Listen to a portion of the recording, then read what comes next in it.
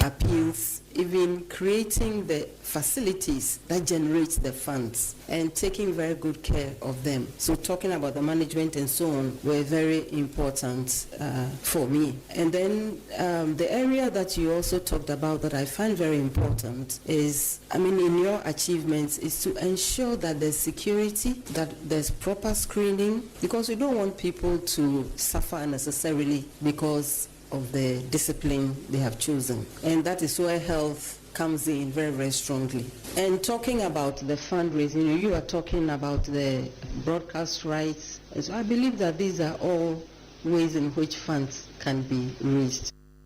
Yes, enti eno Her Excellency Nana Jeno Pokwajima and Semwa what it to sports ministry na nim na Honorable Kofi Adams in Komodiem no eno kache the vice president womu rationalize Black Stars budget no ama omani to me save close to $700,000 on 2 games at Black Stars boy or GDS plus at the ministry no.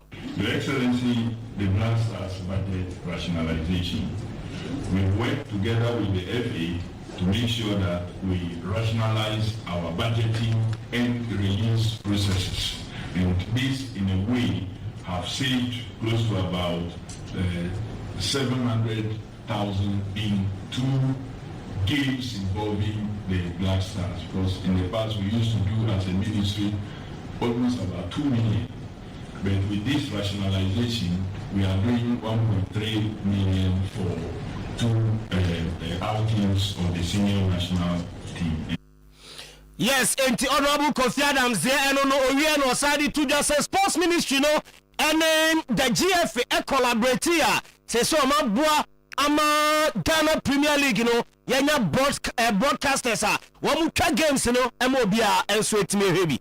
Together with the Ghana Football Association, government led a process for us to have a good arrangement that gives broadcast rights that now shows a number of our league matches live, and it has improved patronage.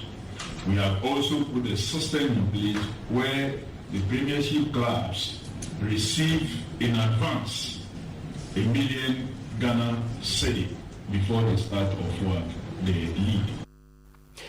Ghana Premier League, March day 20. Nyame more china and games, first game near 11 Wonders, any Accra to folk, and airborne UG Sports Stadium, and a sa game Etoja referee George Mauli Vomao. One on the bedi sa game Nyame Adumo Kwesiada Dream Sensi, airborne Young Apostles, Tuba Astretef, Eko Ama Muhammad Misbao, Asante Kotoko, Ebebo Basake Holy Stars Kwesiada, Babara Sports Stadium, Eko Ama Nathan, Anafo Ewo Ehonomo, Afe Swedro Blacks, Ebebo Adriana Stars, Swedro Stadium, Kwesiada, Gabriel Opokwahin, Ebedi game no, Midiama Sporting Club, Edi Karela United, Ebebo TNA Stadium, Eko Ama Robert Musei, Bechem United, Any Pando Heart of Lions, Ebo, Nanafo Sujiabo Park, Emmanuel Graham, Ebedi sa game no, Kwesiada Kronano, Hoho United, Any Vision FC Bo, Hoho Stadium, Gideon Kofi, Refra, Odi game no, FC Summertex, Nephew, Ewon Central Sports Arena, Wamum, any Nation Sensi, and Ebo, Morum, Idrisu, Refra, Ebedi sa game no, Nane Krakrano, Bekum Chelsea, any Gold Stars game no, and also Toja, Golden City Park, Eko Edre Ama, Rustum, Jameli, Sonobe, one of them say a center ref from here, Amasa game na Toja, Ewo Golden City Park, and no, referees, no fixtures, Toja weekend in a Medehon Samno, Ediamam, now ahead of the games, Toja weekend, he coach is sleepy, Akasam, Edia for games, no, the Edikai, Maxu, Dini Dramani.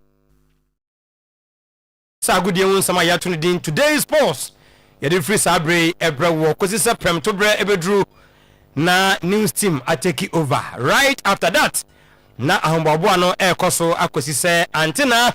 Yes, church kumpalanso ede Oyerepa futuo ebeba abetwa so ansampo ana yasaya beje on the highway sports. Anopai said ye da ye no. Ye shall see with sports lawyer babayisa na yedi amanone nkomo kakra ya na yenche meet be se dunum ne akwanwan e de aba ye ba na yeredi aka no e ba abeto aso baba akwaba Ofa mejozo boko de nyame adom nyame se fie so boko bibia e fine yes baby no ye no more fire na Aston Villa simo bi anto pressure man say league no obaji yes una Emery yes sorry ohun de koso na onji ndi say obetima gi Premier League no nemum qualifying for the round of 16 the last 16 of the Europa League no chese oji Europa League na eyi ene una Emery sika de onya bianu adibi uko Saudi Arabia omo targetive vini ni Musala objectives ne say in the summer these two top players they are omo Saudi Vinicius Junior Musala United SA open player be Messi man Messi Greenwood sorry contacts atoja onim say buyback clause eshim 42 million pounds and a buyback clause a share Mason Greenwood the contract num na the teachers Manchester United ebe sha se din komo say also my activity the buyback na amod ne beba no be adwuma ama Manchester United one week say what anthem na national anthem na heading Champions League dia o say na onsusu na onim se me be so amono so on the pitch you be board national anthem bi and say you be board the Champions League anthem na ono abo game nti ma o te Tottenham Spurs omo anthem no tie Champions League anthem no ni siokra e bai abelo so obo gengen press yana o say on idea of coach gengen pressing an idea no in football idea and they say you press nti Jurgen Klopp second Jurgen Klopp and Aba Madrid no abasa beto abana yes as I say on the 15th day of March Barca to the presidential elections and no ena oko Victor Fort na so ya say elections no obviously Walla Porta eye de ebe city no office enko panko twen bi a Champions League na board bi a round of 16 ni ahwe Barca bobere na nke gyan so e de ato aba so oye de ebe city ono president imprimpi no Roma for Joshua Zexi several clubs and are interested Joshua Zexi of Manchester United would the ten say Roma for say omashemu kena say omu here striker no omra no mo enye adwuma Bayern say Michael Olise Ntretremana yes I'm the agent next week here Womesia Bayern Munich the Michael Olise agent ebesia na fe omadi nkomo ahwe say contract no ombetimi ayehun bibi na fe why send it at the ama club na you better sports lawyer say oba now what the more at the abroad by way of foreign news if oba you better na ya be din komo kakra ewo efie national so say abai ba no na akoye sports and recreation minister honorable Kofi Idi Adams na ni so ade hunu say yentena se yen nyina yen jojo na budget a ye bo qualifiers na mo de kono ma say mu pidodo nti yentete so yemfa bi nka ho yen jojo yen nyina no o say a save Ghana $700,000 ye beba na ya behwe de eno komo no ye de eko akodru na Salim Adams say Ghana before say be wuram ewo World Cup proper no ye were friendly matches mienu na Australia and Austria yes and Germany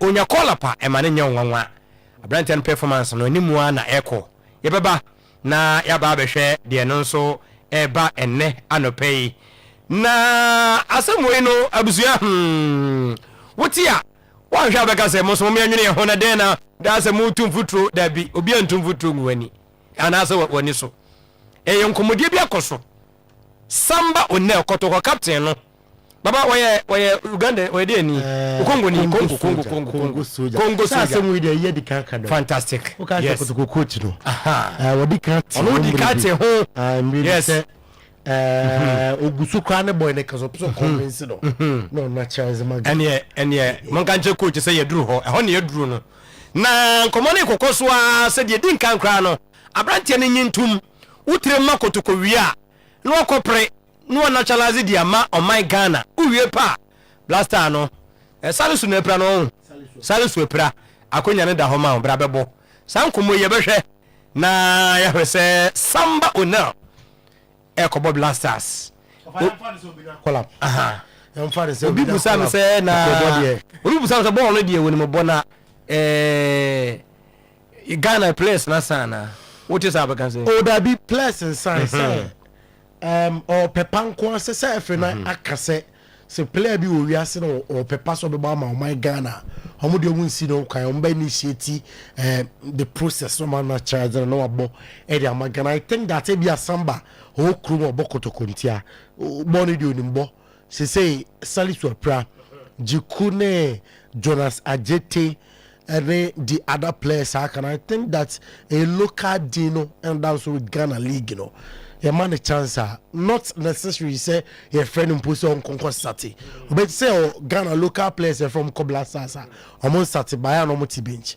The issue is that Kotoko, your shake team Numsisia, a cast of wine young Fadon co-walk up, and somebody and Bonidi.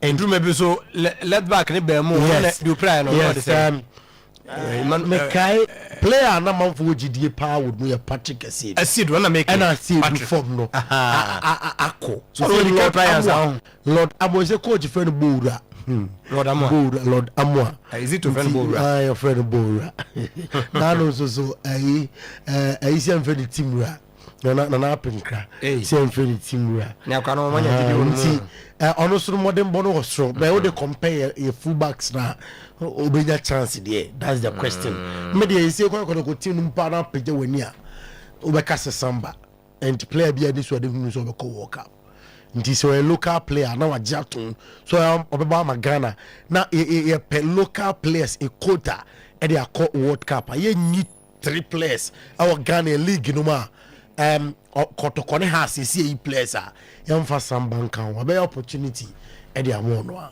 okay ya de bewie ewo week 20 of the Ghana Premier League Zito kasa e dey afa basket Holy Stars on and me no kasa dey Didi Dramani was say obo 11 wonders na hwe ba bi omudano a utira anya ya on be fa this and many more and na ye dey ebro ya no adwane live ewo yen Facebook odo comment ne bantemu a ye begebre na ya kenkan e dey amount so ye 950 exactly yen cost sports layer ho na onkom kakra ewa amanane ye ba no Daniel Kofiche no me hu say oye intensive training Daniel Kofiche okay Freiburg say training intensively and now dey agumu Emma Daniel Kofiche oye one player ko work up kebe me de pa boy do nim yen komra enti anopay yema special good morning na yema akwa biem Oyerepa 100.7 FM live on Oyerepa TV mraso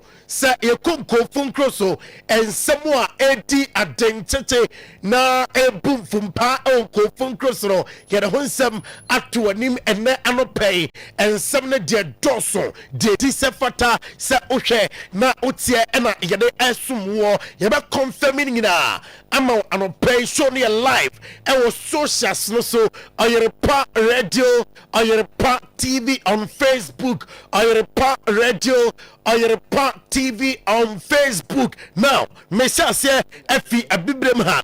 Onim say IFF8S 2025 African Top Strongest Leagues. Amuchem Liga. Abusiam Awosropa. Amuchem say Egypt League no ana etika Morocco denom atoso mierum South Africa.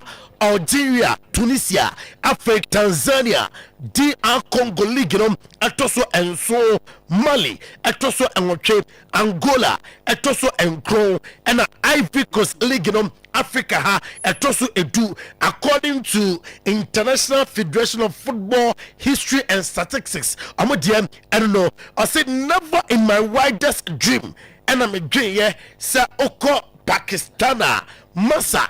Football pa womoyem Pakistan no talent war Pakistan enya sem ketwa yebetie Professor Asavenga Mra otem so kodu Pakistan na otin kono monomasa ohwan kodaro talenta ewo Pakistana enya talent ketwa very soon omani abekọ pa ono ade a ogidie ene enkoda wo eba wo talent no also and Pakistan sa talent ni bi and the Professor Arsene Wenger nisam anom yenti bimra.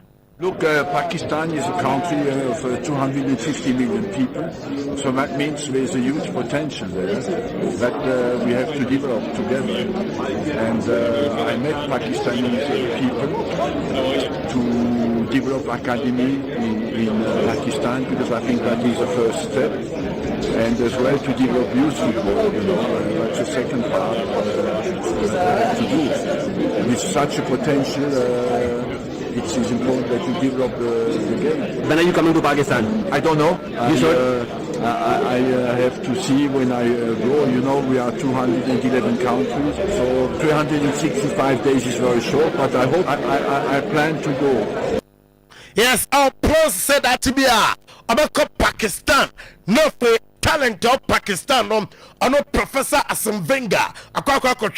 Na ano pay ya fewest games teams are Europe etimi alusu nsa fingina Bayern Munich alusu 1 game, Arsenal alusu 2, Lens alusu miensam, Rennes alusu miensam, and AC Milan and so alusu 3 matches here sansabnom atu anim and ano pay yawa England D yenim koma our Michael Carrick and so ahead of a gamer on the Arsenal bomb over the weekend we implemented 6 changes our Manchester United so far on him say academy matches also Ochebi as a manager after building the trust of Kobe Manu, rebuilding the trust in Kobe Manu Jidiorum Akosro after short term more intense training sections training and number intensity also our training grounds factors no individual work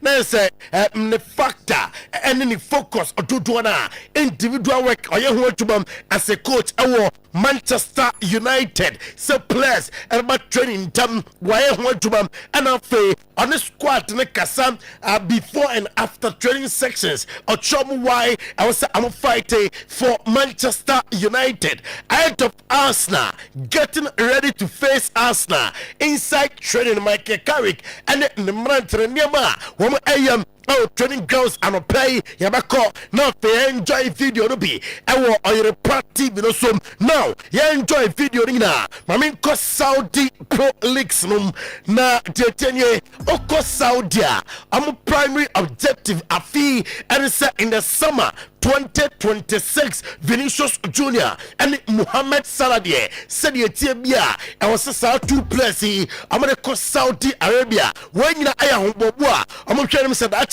I'm betting a host team for the World Cup now Oko Arsenal favorite to win the UEFA Champions League 2026 based on probability the Arsenal 22.2%, Bayern Munich 18.2%, Manchester City to win the Champions League 14.3%, Paris Saint-Germain 13.5%, FC Barcelona 10%, Madrid 10%, Liverpool 9.1%, Chelsea 5.3%, Inter Milan 3.4%, and Atletico de Madrid 2.9% based on probability. What? Mbetimi aje the Champions League and yeton sem atu anim and na pay now yenko ebereti eze na suye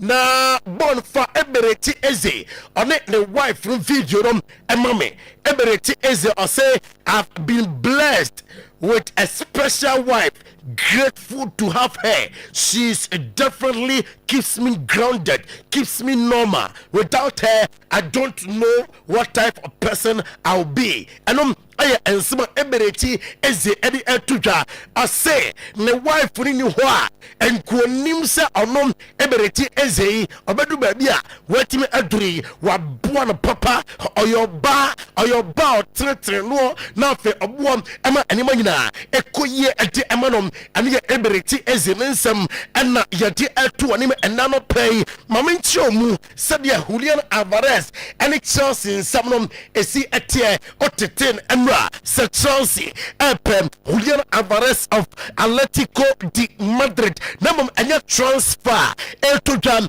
this winter transfer window Chelsea betway nothing in the summer transfer window about 100 million euros attempted Atletico de Madrid on here Julian Alvarez and ability Chelsea attack and the reporter Ekutame and pay ma young Molinus Stadium and no aye Overhampton Wanderers Amasue Jametim HMS Calvin Phillips of Manchester City Amasis Robin Pa no be pay this general transfer window ya homunya Calvin Phillips womo pem Calvin Phillips ebetimi abwa ama Overhampton Wanderers and Swatunu and some betimi aka English Premier League after 2025-2026 season etimi abem Manchester United only. Okay, Mason Greenwood story no.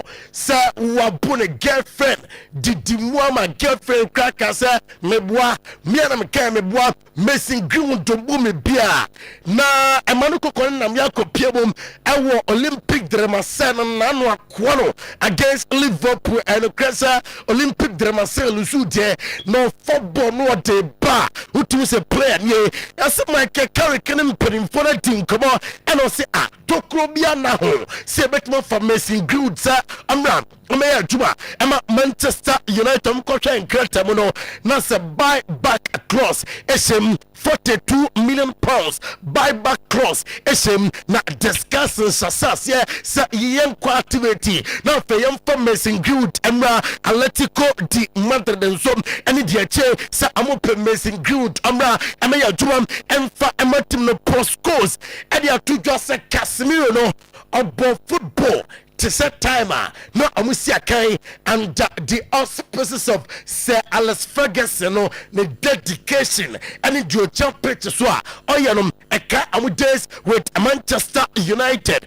and na run case Sir Casemiro efi Manchester United in the summer transfer window there na futum odi Emma United in for and say amunya duombe bia na nyankopɔ wa Carlos Baleba amam faramram Casemiro anai ewo Manchester United Patrick Adogu Osiana Monforefi sa me were just 21 years what him come on ni move to Manchester United from Lecce ni nyinamonom odium come on. Yeah, obviously people forget my age, that I'm still young, I'm 21, I still got a lot of things to improve in my game, but obviously it was difficult to move from Italy to England. It's a different country, different environment, different people, so it's all about adapting in the beginning and, you know, get to know new people, create new relationships and stuff, so just come over time and hopefully I will keep improving and help the team as much in the future.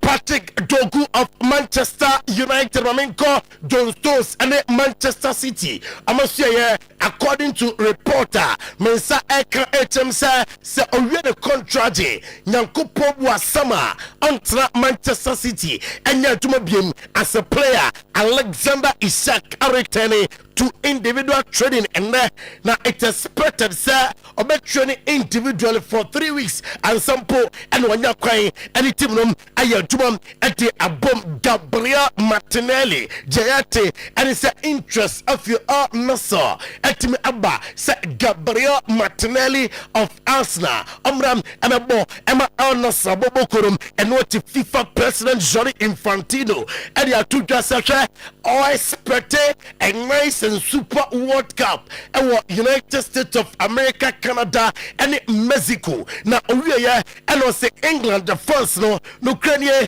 I'm for expecting a lot so and World Cup it took them 2022 no on Ben Yamonsem and ye Heyanchu Bia British supporter Bianwa ye cheno say Ebia Wayan Yamonsem before and after matches and no ye Gianni Infantino one whistle or say the Champions League anthem I almost cried, very emotional. And I am Sama or dear to that Mea or Jamu Emma Newcastle United now. I'm a Champions League OTA anthem emotionally kaki tuadi sankanusum eba na ose obiya happy Sir Liam Rosina aya manager Emma Chelsea and aya Malo Gusto of Chelsea.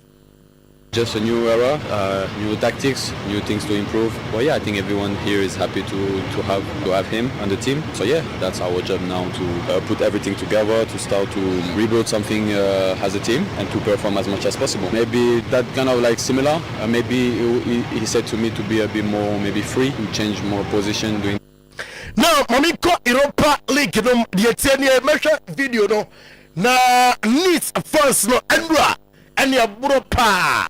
I'm gonna go ahead Eagles and a boy one pam go ahead Eagles first no and your Buro one buomo I was start Jonina and a dam or a part TV no so Ochebi and then I'm play the Ethiopia Occasion Dyke and Australia or say are you frustrated Sandra Nottingham Forest etimi elusu 1-0 now I'm meant to be winning sa game no official the team no could have done better I feel you're happy with Duba Beam not first no who the players no and then some manager Eddie Tutam Ivan Ferguson and Jean Piero Gasperini manager Adema AS Roma and Rabaso with performance and an attitude on the pitch and yeah player open loan I'm a AS Roma and a Jean Piero Gasperini and Bonabaso and I'm play Unai Emery say English Premier League Rabate say Abaje English Premier League Nebum or Billiam says one English Premier League UEFA Europa League Nadia Robertime Adim Jadon Sancho and it manager in some etime atujam were discussing Aston Villa victory and of they almost secure the qualification in the Europa League. Unai Emery.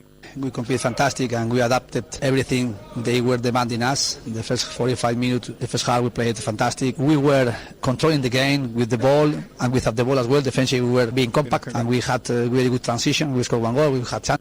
After Unai Emery and Jadon Sancho player Aston Villa and they had to just say more room for improvement personally or working hard say a bit my improving. Yeah, I think it is. I know I scored a few in my youth days, but yeah, again, I'm just happy to get my first goal for Aston Villa, and you know, to top it off with that, it's a win. So now I was pointing at Ezri and Ian because obviously in training, been practicing some head, so it was just kind of funny that obviously I scored a header today. How far from the best version of Jadon Sancho do you feel you are? Again, it just takes day by day in training.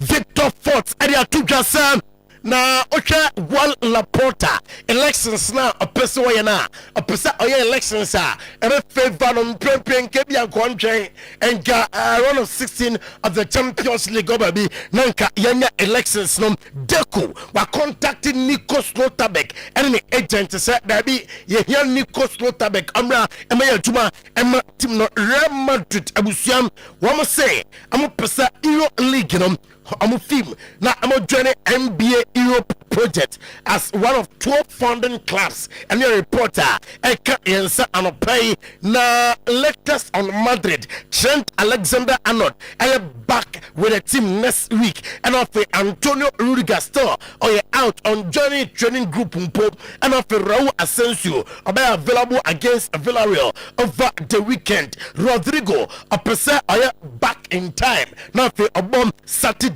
game no be Vinicius Junior in Prempey of the 18 million euros annually na Madrid Alpha 20 million euros annually at the amount of believe said the Ethiopia contract no obestante ama Madrid wet piano I have 429 million pounds last season, third highest in the world football. However, weight revenue ratio I have 44%, incredible, lowest among the 10 teams are one more highest weight bill no on himself. PSG I have 65% wages to revenue 457 million pounds and yet weight Deloitte definition and Madrid atoso miensa yada honsam atuanim and na pay na choir clubs no first sika on himself match day ticket, broadcasting right, TV right, any league caps, commercial sponsorship, merchandise, retail, any stadium naming right. Nina, Omudi Jessica, Abeka Club, Hona, Carter, the Abeka Crano, entertainment, the Madrid, the Foyanum, and after broadcasting often dominated the commercials. I know, Diama clubs in this kind of you to pure Sunday morning, Madrid, it will be the club no sika. Reasons way and abua ama club in sika sem ejeja suye sama abe spend according to Uranum. You know so na enko phone cross sem na aropay emfani na NC on Oyerepa TV on Oyerepa 100.7 FM. Ye kaya ho na ya ba ba dwumadie no ebeto aso ede amamo ye aboafo no krato kitwa bi President Chako President about toothpaste Ghana Dental Association recommended SFA bia e wo say bi call o the President Chako ni choose na the President about toothpaste no enso e choose the obe yusu bia no be ba twa be boa papa ni nyina ne say yese no e wo say nya ho de yese no e wo say fita yese no e wo say time bia no enka free anu mu ba no e de kama obi aben ya ebetumi akasa na ho na eno ena Ghana Dental Association chemu a President Chako fluoride natural charcoal lemon mint and zinc e dia emaseno e fita President about toothpaste green tea herbal extract ene dia odi twusia ogams enya ahode na ma cooling sensation supermarket provision shop eguo bebre okwa atobi nefa ekofie President every smile matters bosom twura bank eso obi biara oni edi dwuma no ni sikasem ebegina brane ni sikasem ebetumpon enunti any loan packages no yema omo ni edi dwuma nyina bi susu loan no ba yebema bi micro group loan ubenya bi salary loan agriculture loan and a business and commercial loan ebosomtwura bank PLC ena ema salo ni nyina bi na oso watumi ade adi ujuma brane be bi account ahodo ni nyina bi ewa ya so obi account no na afa unya a loan packages no savings account current account fixed deposit susu savings special account joint account and afa kiddie account your kontina say me ba che ho and I head office no ewo other branches atonso aguguja achikoko futrede ahinema kokobe adwena se ebu akwa atonso bokro eputoja magazine efiakobi any abinchi market ho ena obembusomtwura bank PLC branches are ya twapete asanteman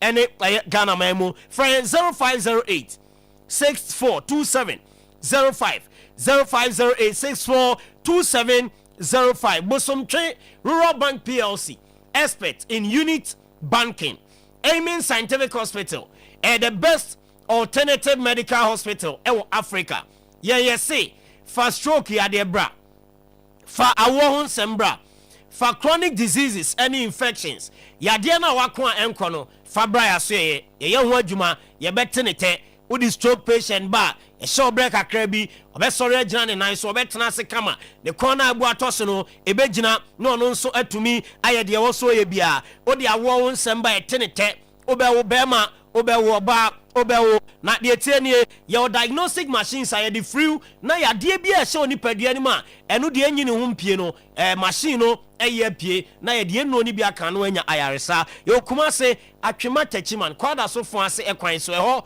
na ye wo 18 other branches ewo Ghana baby abewura bia no wo de yade ekwa obenya ahoto enchi boga wa bibiani akra takrade tamale atebubu nkoko sunyane ho sawide biso ena afi hohoi eho nyina akwa obe Aiming Scientific Hospital ewo ho 0277 001234 0277 001234 ensu papa no de obianum sese no kangen magic drinking water alkaline water pH no so pa na me ba cho de bia ye tufo se acid edoso onipa ye redeem enuane ayedi ensuo ni bi kra ho a ye tonomu a acid nkwa acidic water entia na mpempi de yade be de paduane unse bia ya acid ewo no ya na yade etumi tena ho entunum alkaline water kangen de na ewura system nim na flash acid ni nyina de apie na fe ensuo no alkalinity no akwatena system nim eba ne sa yade bia entumi ntena na yade pa ha dwene ba kwa ye cancer I know yes yet me tena acidic environment no onum kange na magic drinking water sa cancer no ebi entumi nyoda na wo de akowuom nom nsu papa nom de bebo liver kidney ne wakoma ho ban nom nsu a ebema wo skin no ayesa akwada foforo de nom nsu a edi nutrients ebeko any oxygen ebeko cells ni nyina mu kange na magic drinking water Brema UGC Tafuni Road, Abaru Junction, Lizzie Hotel Santas Runabout Pakiki, Stadium, and a Sumankwai Junction. A one in Ashton Assembly making, Okwa, Ubenian Sony Bina Wato, Frekanjan and Penny for a 0241 449191, 0241 449191, and a 0507 379474. Apomodin Herbal Clinic. Me watch out for any chemo maswe. Okwa. Eni yade bia te osubiano wonbeye amwani no ehu ade yi eye problem bia te se glaucoma te say cataract eye pressure e bia de ne eye syphilis o de no ade ben wa hu wa cha hu okenkan a no ani so ye obisia ko apomuden ba clinic aso na omomo ani no ehu ade kama enya ni yade nko a okọ apomuden a o blood pressure also one be ni hernia ulcer gonorrhea afe candidiasis waist pain any goiter o ko ha e kumasi so folai so ja for kwan ni so many Assemblies of God asori no e na edi anim hwe frɛ apomuden e wo 0551 098961 0551 098961 any apomuden herbal clinic endi enkomo grow find about tonic na emoja dro e man muntie mi ya no pay ubu nsa no ayase eta kan pa num grow find dro ne bejai ubu nsa moja no etu bro so a num grow find ebejai unsa bo na nsisi so embakra num grow find na o menses na fede ebeba kama e de ama o pe so didi ya e grow fine o person dey ya e grow fine onsa no na yetitriti a e grow fine no e na rent ni mu na sane intini mama moja e de afurusane ye e wo veins ni mu e wo nipadua ni mu grow fine about tonic e bi o ba bi e ton no bia e wo o my Ghana mu dodo na apato a kokumase amakom run about digital herbal clinic e wo ho o mo ben Bank of Africa and I saw befre na wajo de 0244 596532 0244 596532 grow fine makes you grow fine. Edek SM Bitters 21 times no and I said this no mpacho sen what to me akọ January bosumi ni ewumu ene 23rd January enti wonya hwe kra no aka 7 days into the 87 free 21 mu a na say be ka be say 15 days and anya 15 days I was say 23 days atwemu 15 no waye adwuma kama obi o ho a ontumi nya adwuma dako de ba akokra na ayedene na otwe na ebi kra mienu na ayedene onum edek SMB say peja libido no watenka ne bekoso na de bia okon ado eso no ho kani ebedi nhia mu memanom emanom obi a etimi free match no eyi sisiare free ho eyi low sperm count free ho premature ejaculation eyanim guase de mama no bema okọ esinanim a meme o wiase nyina na agino manema also obo match no na oche herbal shop chemical shop across the country edek SMBTS ebi wo ho a obenya bi na wato for Edu Herbal Clinic ko fiber no e was 0243 989 368 and a 0201 044 221 0201 044 221 yewie e was so for rasta so far brand so far won fe ABA Herbal Clinic na say or say ono ne de o ma wadru a na o de agu aduane madi enso crowd de otimi de bigum drink fa bigum chese bibia e ko widie ni mu nipaduane ma fa omni makobia no o de adro ni bigum a na o de ko e system ni mu na adro no ewrantini ni mu ani no unim say ani ni wontini a ehwe ese ani no ebe ya adwuma yi adro ni be wra ani ni ntini so na fa ni yade bia ebe say ha ani no adro na akoye so adwuma e de amount afa na ebia eba anaso de ne to so dada ko ABA Herbal Clinic na onya ho adwuma yi emfama uko ABA unim obi a or hypertension obi a or prostate obi a or liver any kidney related diseases stroke nyina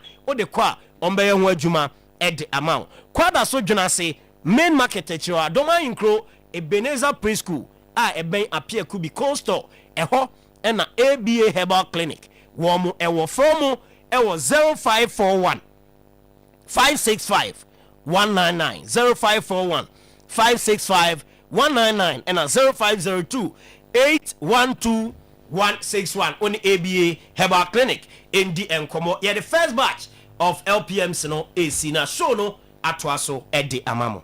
Mena Solomon Kata ase na yebetwaso ene di amano ne yenche yebeti asifie na ya business zakitna CDA or Star Boy watching the show live and clear at Ifomim Airport.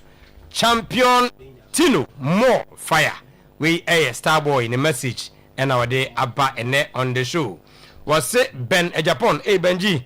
Udi shada kamuno no was it from infancy se wa more update from House of Folk Camp. Greetings to Honorable Okumkom MCE Nedie and Ben a Japan and so Eddie Abba Kofi Ajima Blackman was a good morning watching you live inside Pig Farm Accra. Kofi yada se Stella Ajiwa Eshayen and ne anope Stella Mayen Chiao. Derek Aite was say I am watching you live from Nkrankai. Good morning. Nkrankai na wo nkawe achu na wodi ko nkawe na say mati bibisa. Good. Okay. Ekoba Afrani Okese was say good morning Tino. I am Afrani Electricals Pakoso Estate Kumasi. My lovely team Arsenal, the Gunners will win both the Premier League and the Champions League this season. Lastly, I want the management of Asante Kotoko to capitalize on House of Folk goalkeeping Buhaha and sign Solomon Agbashi to replace Kamara, who is likely to depart at the end of the season. Greetings to Theocratic World Congregation members. Okay. Kofi Zakito Akwaba. Tino. Na Yawo go there. Already atom. So who here there? Oh, nyame adom. Na me name who here there yaw. Yeah, fine. Hi, boy. Yeah, fine. Kika jema bumu alaje say. Many day. And also come home. Yeah. So osia. Solomon. Ai, bari mane nyina guys. Guy. Zakla moko. Let me adom. Yeah. Enya kakra na. And you feel more. Yeah, but feel some no. Yeah, sure. But on say Friday CD say good. O Charleswa. Oh, Chairman Alezwa. Yeah, Charm Friday CD. Yes, Kewa. Bibia Alezwa there. Oton bibia ati no in check na o te mako so nka che mako de metene nka che pa kwa na wa test me memfa WhatsApp yi no memfa test no na me de asende no okay and then no how dey adam de tene nka na okay and there's a o say no message and ai yempon yi de say manager say do dey wasuma say o ti no say ti no ti won kan da nka metene nka very necessary afi mu ni nyina me yantene nka yes o atikasa Tino, onim se weekend game kase pa we are seeing anticipate Manchester United away to Arsenal. Good. And game I'm say one attention in now. One, Arsenal are in a comfortable lead because if did you say comfortable? When you 7 points. 7 points. 7 points is. Arsenal say I'm confirming Gidi Munu Sonintina yent mean to mean can you comfortable. But for their like say Omaya be paying. Okay. Or more kind of lead na Yabe Jeffrey Munsim. Unsen Kenya and Nuntia Anuna Hono Team Bia at this stage. Yes. It was 7 points. 7 points ahead there. Now we're comfortable. The HN say I was lose 3 times at Twasso and son of a pound and also winning. And also winning me and son of Twasso. And son of a pound. And a city I feel a performance and also I say as a coincidence yes, so you can describe the leaders comfortable. But it comes back to lack of trust in them because Omaya be paying. Yes. And this weekend, City, relatively an easy game. Now me adma Ochina, City able Wolves. Itihad. Oh, I said, some pick a crack. I say, they are playing very well. They say they have some game. They are playing very well. Don't forget, on the board draw. Old Trafford against Manchester United. Sure. They almost got a draw against Arsenal. Okay. Yeah. Almost 2 own goals no Arsenal. Arsenal man should go into Wolves. Own goals me and almost share Arsenal show 2-1. Okay, I'm on Liverpool na making. I can't dead match near draw. They've picked recently yes Wolves. Yes. But Obiafi said at it away to Etihad. And the results na City in recently no losing to Manchester United. No aqua Champions League na Bodo Glimt Arsenal 3-1. They would want to react and yet a very good time for Wolves to visit Man City. And all the bookmakers think say and yet a very good time for Wolves to travel to Man City. And you know, they see that say, oh, City no relatively an easy game to play. What does it mean? They actually answer if City beat Wolves, by the time now Arsenal ebe host United no points na eswati about 4 points. So on there, you know. By the time now City, sorry, Arsenal ebe Manchester United no. United no. If City are able to win against Wolves, no points no eswati about 4. That's the pressure ba. So you have to still win even though 4 points. Yes, but a bit more pressure about pa. The discussion have started going on. Now we say England for more a nice way to market their big games. Ahead of this game, you know, Masha Siena. One discussion I course here, even though no premature that young we sit too much time on it. Comparing this team to the Manchester United team of 2007-2008 when they won the league and AJ Champions League this year, man. So I must start it and make that comparison now. Because premature. 2 at the end of more year to gain more popularity for the game there because they had my Sunday and 1. Comparing that this Arsenal team to the 2008 team, you know. Now I don't the center pair of Saliba and Gabriel, comparing it to Rio Ferdinand and Vidic, who enter into it. I'm going to premature. The entire say premature is that Tino, before you can be compared to Bino, I say Utimi Yedi Oye Nibi. Until Oyebia, then near say.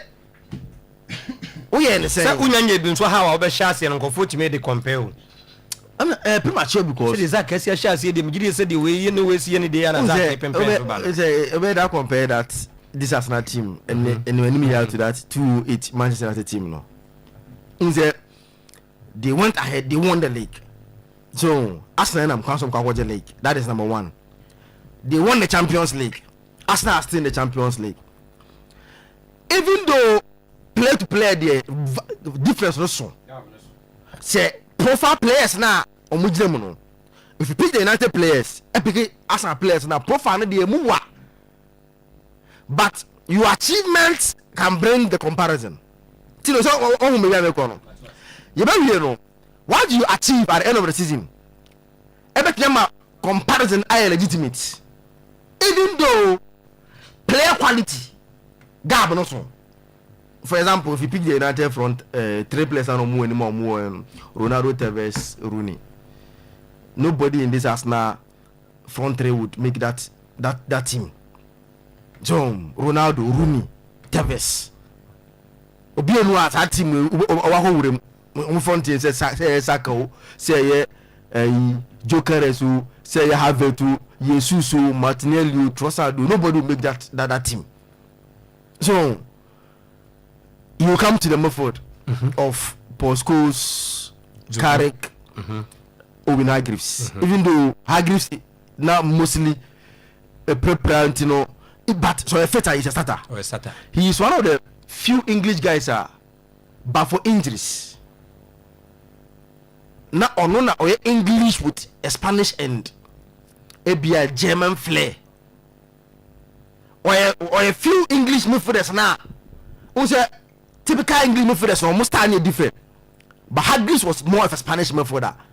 say yenje ball you control game yenje be Greece will give it to you, but even though injuries so it's in terms of profile center back, so Vidic Ferdinand will come and see will narrow that center pair na afi no and so discussion abano. Yes, omu profile no. Ferdinand de obi ntimi ntu no. Nkra mi ntu no. Ferdinand okay. Maybe oka hoje nkru wa ba se mia kaza pese no. Na on kan keke. He is and great center backs in Premier League na discussion o kan bi o. O say baby a all of them wa kwagina. One JT mu no. Yes, omo wa born brown akwagina a level where if there's a discussion about young one the greatest center backs of all time in the Premier League. They mentioned fencing Ferdinand. They mentioned Vidic. Now, body the Omakano Sabeka. So one and a yard. But today, Saliba and Gabriel are on the way coming. Yes, they will reach there. I think they Omonam Council Moba. It's press the profile, they know when your partners the distance no one. But some can be at the end of the season. Just imagine Arsenal goes ahead, Joe, Omaje Lake. Omaji Champions League. The Oma achieve can bring the discussion and make it a very good discussion. Ni ahwe kwa mufa so edgy out of ina. But you know, adeba kwa kwa so bon mame graphic na me dem on. There's a discussion about the greatest center pair of all time in the Premier League, depending on the number of games and the number of clean sheets. Okay. As a pair, omu team, who said today, Premier League in the greatest center pair, in the Premier League, BC Da Vidic and Ferdinand. That pair was solid. Vidic, Ferdinand. Modo titles na kana. Titles. Bibia. To say they achieved that there's no center back in the history of the Premier League that can be compared to these two guys in terms of achievement, number of goals conceded, number of clean sheet. So, and it's no, there's none. Now, I mentioned about once again. Also, offer Ferdinand Vidic as a pair. Tino, they played. A fan is saying 138 games, clean sheet near 70 together. Good. So say games are boy almost 30 boom 138. As at this today IATI Gabriel and Saliba about 104 games paired together. If Sunday omo game almost 30 boom 105. So I'm consuming and their clean sheet is 47. 47. Good. And I'm consuming Moko. Okay, John Terry and Carvalho. Chelsea pair the most that Ubenya center pair be on most at Chelsea. 80. Terry and Carvalho 88 games on boy as a pair together. 46 clean sheets. The Ubenya pair Matasaka Koshani 114, 45. Now what do you call? These two guys, Gabriel and Saliba. And I'm crying this one. You see, almost our unique style of football mobile, and they complement each other. And I had a right game na if these guys are able to continue, quite a man so air corner. Let me a watch it. Let me a match it that Vidic and Ferdinand Monument na. So once again, if you bring success, the comparison will be once again fair because a bad deal for Gabriel and Saliba, even though or more years to play. But that's that team that we are seeing today, the bad deal to win the number of trophies that these guys won. So Village and Kwa winning 5 Premier League trophies. I think Ferdinand then broke 5 wrong because Ferdinand played before Village. So Ferdinand then drew 8 one no and 7-8 back. It's in terms of achievement there.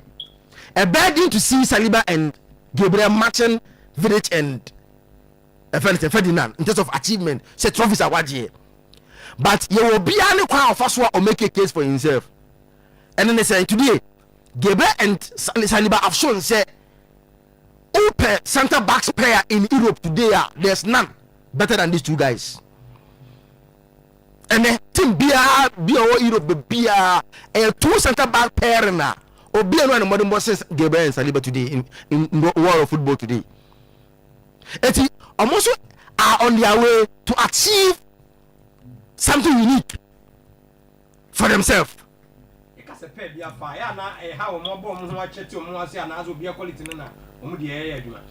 Individual quality, and the more you are playing, so no. Because who say what I ask now for if one of these two guys Eprebia Obiba Omobrekakra. The more you play, okay, now move for sa understanding no. So when telepathy and that understanding comes in, okay. Now bomb amakumanim. Nyame adoma Sunday. Obia ko Emirates no. One of those things that they'll be looking at the Gabriel Saliba dominance, centre back dominance, no.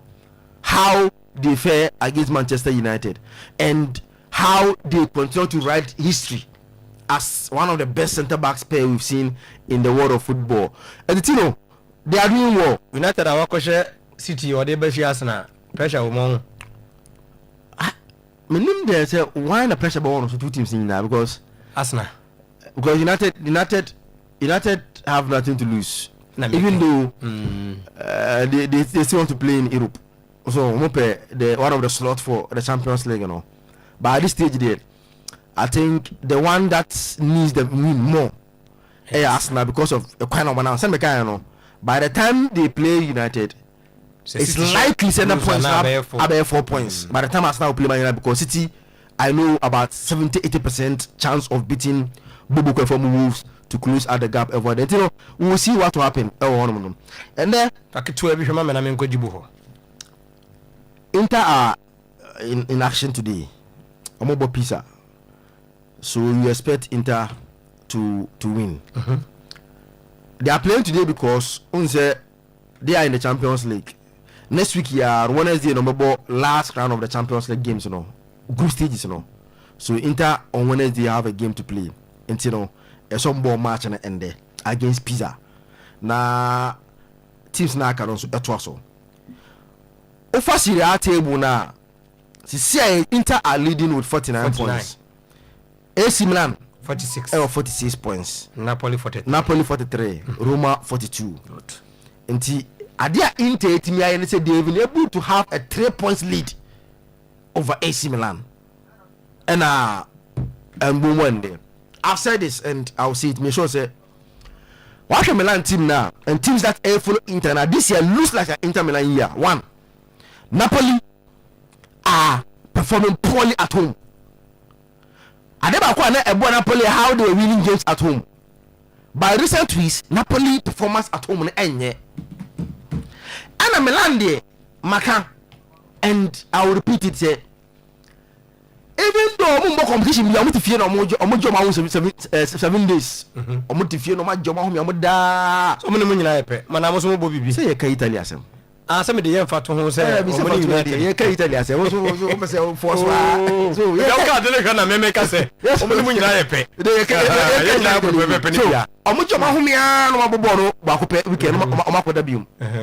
But the problem at Milan FS say, it look like Inter Milan here, and they say the Milan team.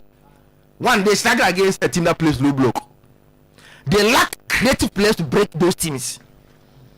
And I feel like teams are Milan have about double points to be other teams now. Like low block, smaller teams. Yeah. That is one. The second point that does not favor Milan, and they say, Timo, on the road against big teams, this season. It has been for almost 1 year, and this year, Atwaso. We share big class away, so away or travel away. Okay. Against big teams, the Napoli, the traditional big teams, on teams should be away. The traditional big clubs, Italy, Milan are yet to beat any of them away. Oh, so yeah, team was away this year.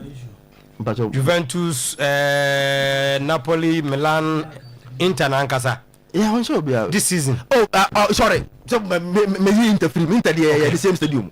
Inter no be can say Inter. But say we big club dey so share nko ade a. You can't win now. So who no be the same stadium. Oh, you points no we win. Dey there. So but traditionally the Inter I don't know me fan count say mu nya no or if you back.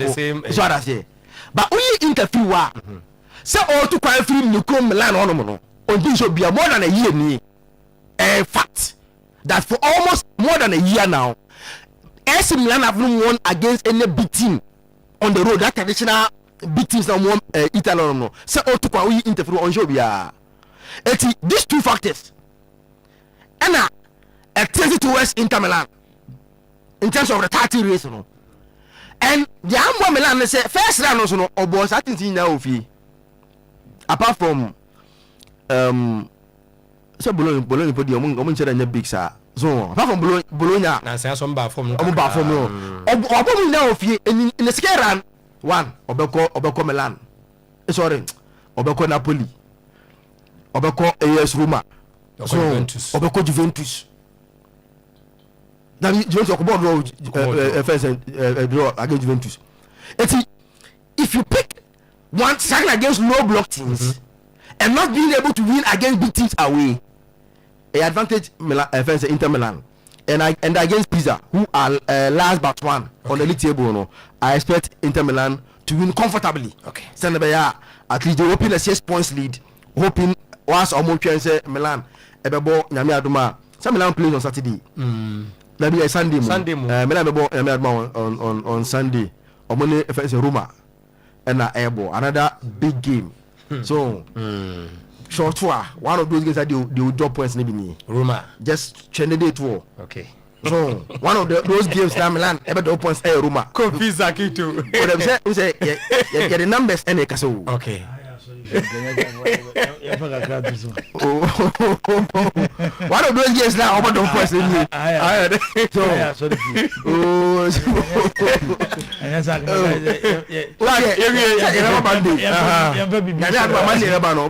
the story of Milan dropping points because they can beat Roma. On my idea, some draw. So it's okay. But I say Kofi Zakitu. Eddie Abedru 38. What's it say? 1997. Some Mercedes class bus for no kutobi. Otoy. Okay. Chomobia so efe.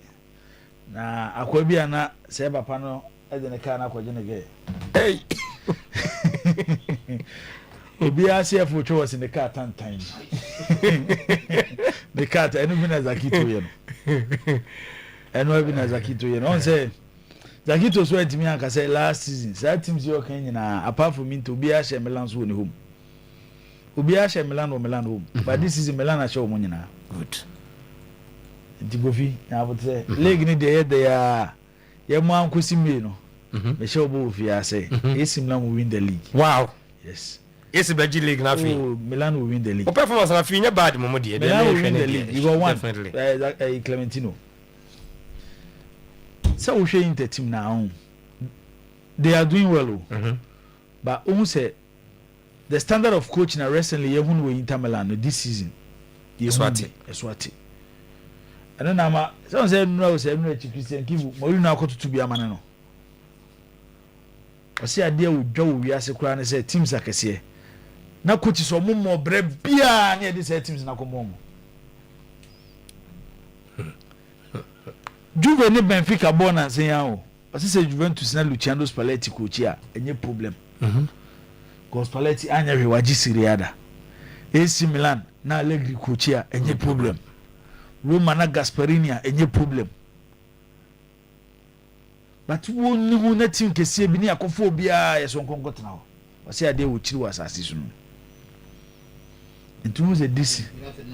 Ose and so expanding na we to the United near Morin United ne Carrick Real Madrid ne ayi na amaroba no mo brabia brabai usana on form to go fa no Clementino Milan will win the league Zakito for that one day also wa try to okay Milan will win the league atikasa me ha hu bi why drive ya dey ato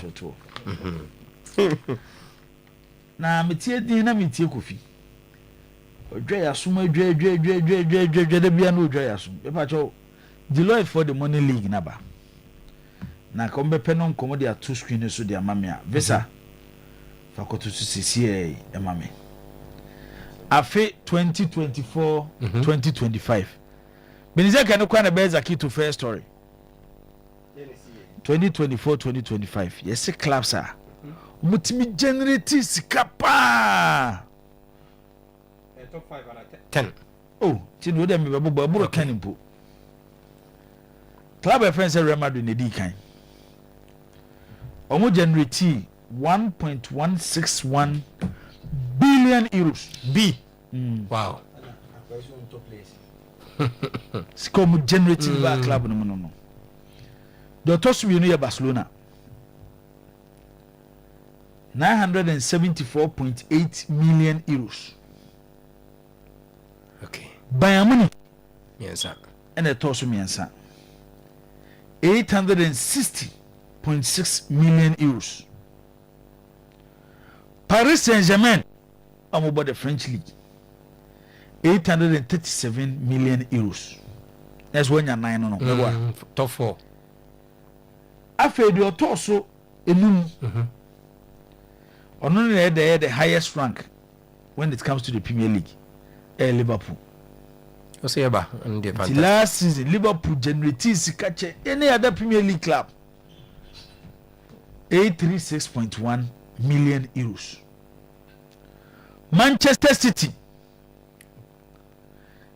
829.3 million euros. Good. 6. And so Arsenal 821.7 million euros. How do you Premier League United in Watch 793.1 million euros. Tottenham Hotspur 672.6 million euros. Chelsea 10 584.1 million euros. Inter Milan about 11th, after 12th position, Dortmund 13, Atletico Madrid 14, Aston Villa 15, AC Milan 16, Juventus 17, Newcastle 18, VfB Stuttgart 19, Orinos Benfica, and as Benfica Scout. Yes. The Portuguese league in the last season, homogeneity catch and club then 20th position, West Ham. You will not omo the den na hwe ye o player wo ton o matches a ko boy won tade ya to to ni nyina okay sika back club ni ebam e ti kwan bia wo fa so a ma de nya sika ma ne back club ni mu no a police me so opan achi so ko fo bi sika wa de ka no be bia be fa bia de be nya sika de back club ni mu yes no ho yi na da ho no and this is remember the third year of leading in Europe na me can be say so we clubs here Clementino Muda here. There is something familiar about them recently. Open competition clubs generate a lot of money from it. Champions League count. Se Kaufa League in Kwadia last season by money German Bundesliga no. Sika munya ye nyina from winning the German Bundesliga. Yes, scared the amount for winning the Bundesliga trophy. Now 76 million euros. Obeje di say even Southampton or relegation or call back into the championship enya 121 million euros, which is even more than the German Bundesliga. Ura Italy the Italian Serie A last season in Napoli enya 74 million euros. Over all the 20 clubs in the Premier League, Omusika Munyaya was so a Napoli there when it comes to winning a league title na Napoli GM. It's a bad league in Kwadia Sikawum. But also Premier League Sika channel. Opposition so abedan. Bedenka. And maybe a chum na Zaki Tomo the two more. So Manchester United in the history of the Premier League. Team BN Waji Manchester. And Afegi. Yeke Premier League in Kwao. The team BN Waji League Manchester. So say for Premier League now. Manchester I just say. Liverpool I just say. And maybe I come na Manchester United say eba England even in Europe but near catch up say Liverpool with this period no more some home run no Liverpool be trim Manchester age Champions League 3 say Liverpool age say 6 Chelsea age say 2 good Manchester City age say 1 they say the gap between Manchester United and Chelsea one Champions League trophy case ni between Omoni City 2 Liverpool they wati omu miensa on with the effect Clementino of not playing in European football consistently recently Manchester United how is it affect them they say sikasem no kura na akara na Manchester for the 2 omo no see there you see uko England last season Liverpool for 2 omo nye Liverpool ko awo Manchester City 2 omo Arsenal so 2 omo bon fatu eso say ya na ehwe mu kakra it's dynamic say success na ye kan Clementino na this can ba wo and Klaus me say am aba mu din over the last 3-4 seasons o ma ye consistent okay England home Liverpool Manchester tie no and the Chelsea no to ko visa kito dey now the 2 ho no na ni hobiem say and so last one na aka no yes that should tell you how strong United are in terms of because United agility 666.2 the highest English team Liverpool 702 with winning that was but the Premier League they na can ye pounds and euro na woka we use euro we pounds me father scarf for no because euro ni there we 836 821 na mo back 793 na me fama born again na oh dey pounds okay me dey born again na or dey so and they say offer the figures na send asema ajibu kan no correct because United are not playing European football and on performance in the league na enye so they do not generate money European football emphasis is on Champions League omambo Champions League to generate money and the league means on boy no na money form but still now no the man who say United in terms of revenue the difference between money Liverpool and Premier League no enso so we should figure out because enso we 6 United is 666.2 million pounds and Liverpool is 702.3 million pounds and the difference is not huge where a team of the 14 for asem na American Zakito is amze one tiase no mama to ase o covid we on Champions League covid nya Champions League abo ni se wo mo more na team ni performance no e ko form no every year bia na 20 ono waju tumo ba o je say e ko form nyina no Liverpool ni san no 2 years ago here na Manchester the no mo san Liverpool san mo na Liverpool san mo na Manchester da switch Liverpool benen kakran de na Manchester for kwa di 2 omo ho no say your team ni yenye sika chen team bia no Clementino hwe kakran ko form and they oti hey Premier League ya yebu say je Premier League club in the Champions League no ami aka say bia ye ko 5 clubs ebi ono be outside the 4 and abo abekam ho a see you catch yourself predict Premier League top 4 no mo mbeko asembesi enyo mo nko o ye kura Milan ko ye kan o de hwe meba AC Milan is the biggest Italian football club but at a point Milan are consistent in the Champions League. Last season Milan are more Champions League. Inter are consistent when it comes to the Champions League. The last 3 seasons or final 2. Milan is the biggest Italian football. Yes, Milan is the biggest Italian football club. Of winning the Champions League. The magnitude of trophies or magic. Now so one deal with Milan is the biggest Italian football club. There. Hey, asemi dey mo debatable. Samum. Brown Milan abono you are talking about the second most successful European football club. What's the biggest league? Yeah. Na sɛ nyina na yɛde keka ho na league no ko kapi league no ko na gye biggest Italian football team. League na ko size by money by everything. There. And I will put it together. Money na ye ka no. Eno na my analysis ache wa no pay say. Usika ni nyina no. The success on the pitch. Eno na this can ba. Okay. Meboa. Okay. And they offer a year the 2 weeks. Anya the last 3 seasons, Milan are better in Europe than Juventus. Nya no more was reaching Juventus. Tebu ya the better na Milan is generating more than Juventus. How can you say the second most successful side in European football is not the biggest club in Italy? How? And tia say him, enye debatable. Debate be him. Sa debate no master to England no. Oh, CCA. No, you cannot. CCA. No, you cannot tell me that. Oh, Captain. Liverpool. No, they are generating money this time around. Oh, Capi. They are generating money this time. And obvious. Oh my God, Kakura, they okay. No, obvious. Champions League. Even not the first, Champions League. Now the most successful club in England and Liverpool.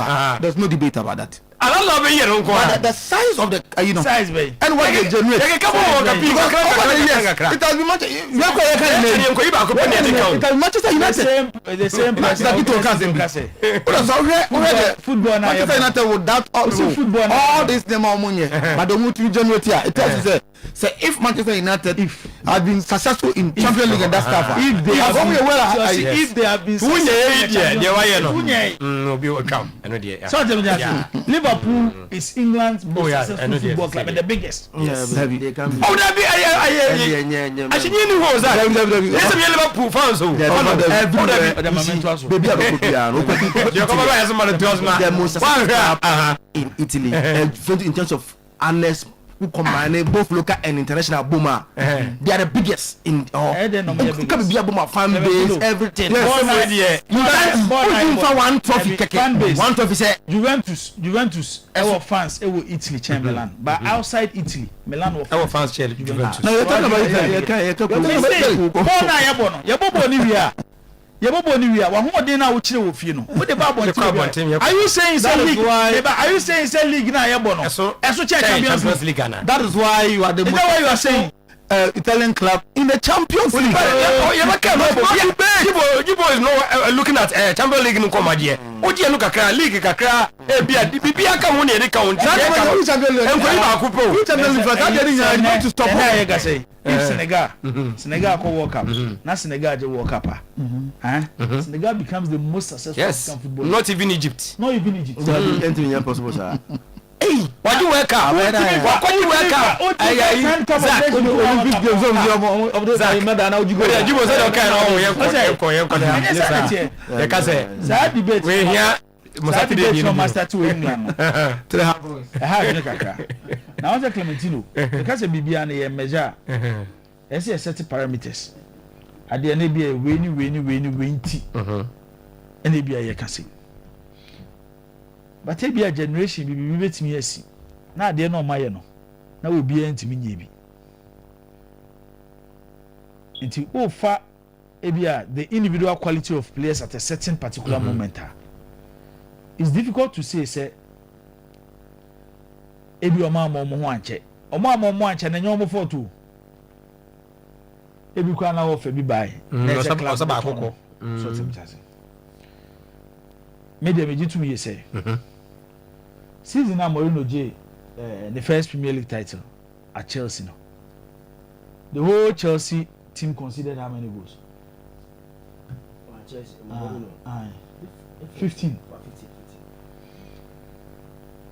15. Asa obobo is it 19 or 18 home games? I'm consider 6 goals. In the history of Premier League, you didn't see that. In the history of the Premier League, you didn't see that. Me tell from the Premier League, I'm a mashe. Obusa me say. In the Premier League era, one of the greatest centre back in the Premier League era, John Terry. I know.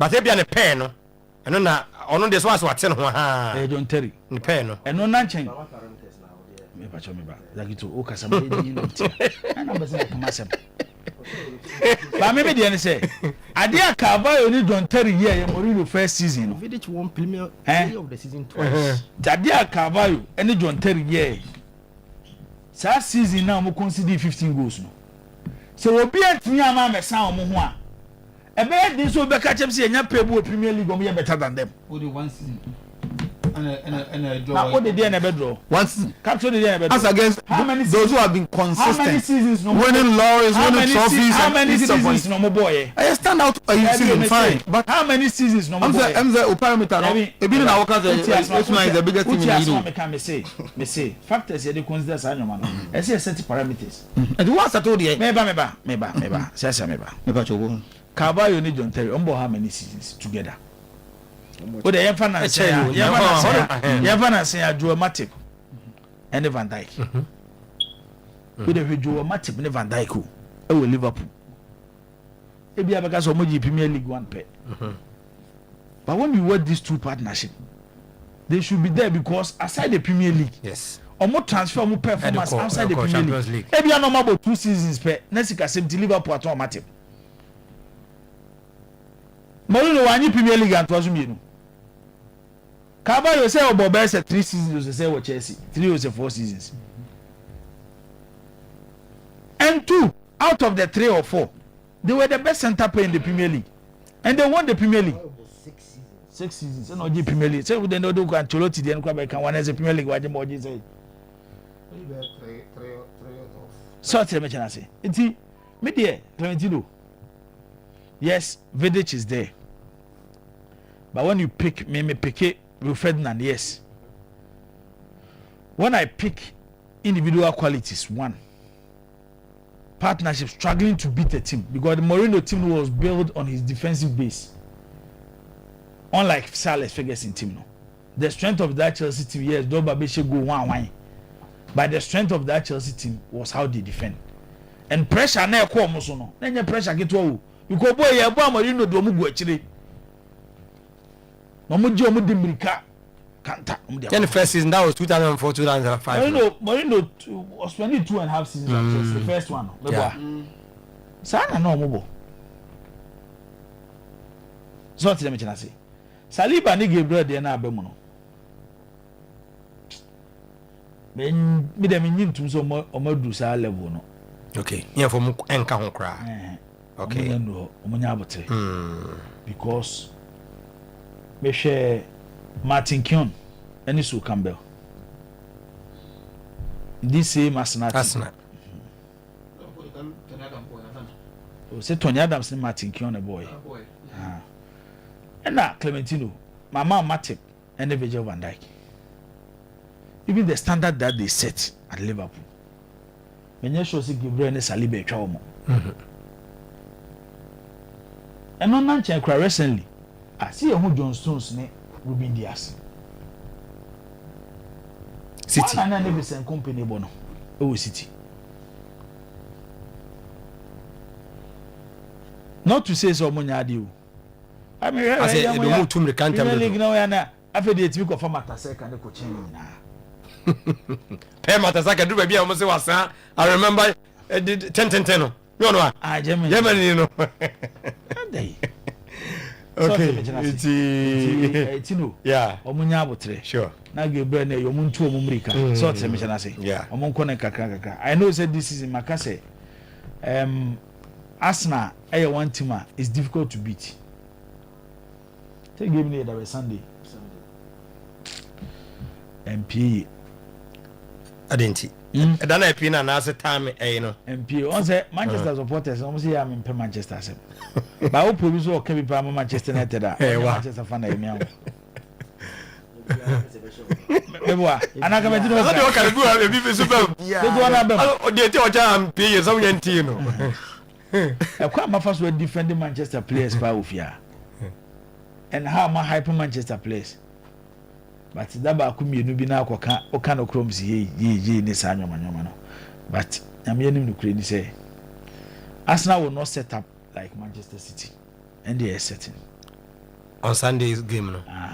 Breaking Arsenal City Lions and said omunya na easy no. Sunday omunya sa de ni bi. And I sent to kwako. Clementino o pese o duru so no. O bo ma maybe atwam na o mo bo na. Afi na wunya gidie bi se obi obebe bi abebo no. E ho na Arsenal monam no. O do pa last season na Inter show won na match Inter 3-1. Last season ye ka Arsenal ne Bayern Munich mba bo ho na Bayern na show. Team ba ko disturb Arsenal we Europe ya Bayern Munich. This year no ache no wanane no. So tire me chena se. Enti ba mu wi amamo fa pressure nkogu carry so. Carry there. Arsenal. The Arsenal team, the Arsenal team ade ba kwa ne nyina doubt no e your mentality. When City air challenge them dey be feel say be do point be because Guardiola is a proven winner e be break Arsenal down no. Me say head of me and na ase Arsenal huri when Omni City come dika omagri mu be mienu aka ba ko. Nti munya abotre. Okay. So tell me chana say na yemfa nko Sunday game nim na yemgo hwe ne kama na yemfa mrefie hwe no obi an ko didi kare kata. David menye so be sa. Oh siasia. Na sa se mi na maken. O se o kan pie yi asa yemfa to ho se mo hwe na manfa pressure ankoma coach na yesa tensiu emfa. Sa fan so dia. E de sa asemi ayi. Asemi so bobo bawo. Asa jaja. Asemi so sisi wo. Ba mi pacho mi yana. Asemi si wo spin. Tenje na baso na fo beto maba. Na be na watch mi ni. E na Clementino Perez. Unzo wa dwa Juan Laporta pa o. Juan Laporta ye aye Judas ama Clementino Perez. Baso na so person be club president a. Ye wo fix money. Esa wo chere se wo seska no. Wow, personal money. Yes. Okay. Esa wo chere se wo. Na wo ye kra na documentation ni bibia wo ye bia no. It looks like I said the wo ye the akoto club na account for the club to believe say seska no wo. We are what they have to say me boy friends mo anka company name Mangala wana mo de mo nuro company name Mangala. Mangala be ma company afi. Kila mkana tutu no ya. Geti ze na liyo kana hono. Mangala be ma company afi. Unya bote. Ena that time na Super League no. Ejina mo dendenden. Na Clementino Perez here support. Clubs on better energy. Wa ko iti, wa ko convince Agnelli, the then Juventus president. Akwani Milan for the Inter Milan for the Como. Because these are traditional European clubs. I'm feel say Premier League need sika ebo mo sisi. Tino enomuna.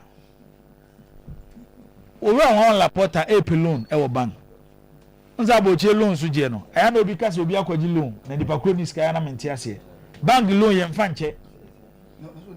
So tell me say bank loan ye mfa nche. Ansa na bank better loan amount sika na e de ma no. E se wo bibia de besi a wo e kire se. Asemusi a adekro no. Ye betimi de ateka. E na bank bi Spain. Is this out there na na de. E ho na Juan Laporta Pisca. Oh, train na bank ni back and forth. Open one football figure is so influential, Clementino Perez. And also we scout. We engage bank no the pressure to so. Na bank na tiase. No more guarantee loan ni ma Juan Laporta. Juan Laporta be Barcelona president we are. O si Super League no watch no ho afim. O so watch no ho afim. It we sure say Clementino Perez or tini baby. Real Madrid do muti Madrid no ho awo. A mo to baby Barcelona e ba be to baby ma woni interest wo. Super League no wonya yo. Onya clubs e better na chi. And the moment our clubs here ebobo mo because omo ye traditional European super clubs. On may decide so mo bo mo tournament. E no na ma UEFA kura change yo mo format. Say there be a Champions League ni be generate more. Na Super League ni be kwa akoda. But Clementino Perez there, sika kura Real Madrid nya o se enso club no. Tino baby aye duru no. Obekwa akopro obi a. Obe support na ambition say Super League ni mraso to fight against the reference Juan Laporta. Which eventually affect the success of Barcelona as a football club. Because the Laporta ababe ye be enfie mi nsani no. e di nipa bebre gyina ho be feel Barcelona club no sika sem wa yedi o pa but he di wa fam emu La Liga wabeje La Liga Champions League no do mo ne nemu no makobo semi final bi eye de ya Barcelona ndu the Barcelona standard ba baby o mu gina nei and obi ane Barcelona e bo osuro but Ura Clementino Perez tiachiri he will have a say in the Barcelona election and the Laporta there no ko ko bi akota na chi no wi anipa na ba be declare say ko bu Super League na ya Pisca na ya clubs no yet we atwa Premier League for no mena striker Obojibu ase yeah Gabum so by striker's conclusion Nottingham Forest are bigger than Arsenal. Nottingham Forest so by Jibo's only striker's conclusion over so over na for say Nottingham as you say Arsenal na we can mo say mo dey kokoi ti dey Yemrefi Boy Francis say Kapi when we be tomorrow pay say we have more UCL than United, equal league trophy, and we also have more Europa League than them. We are generating revenue than United. I feel we what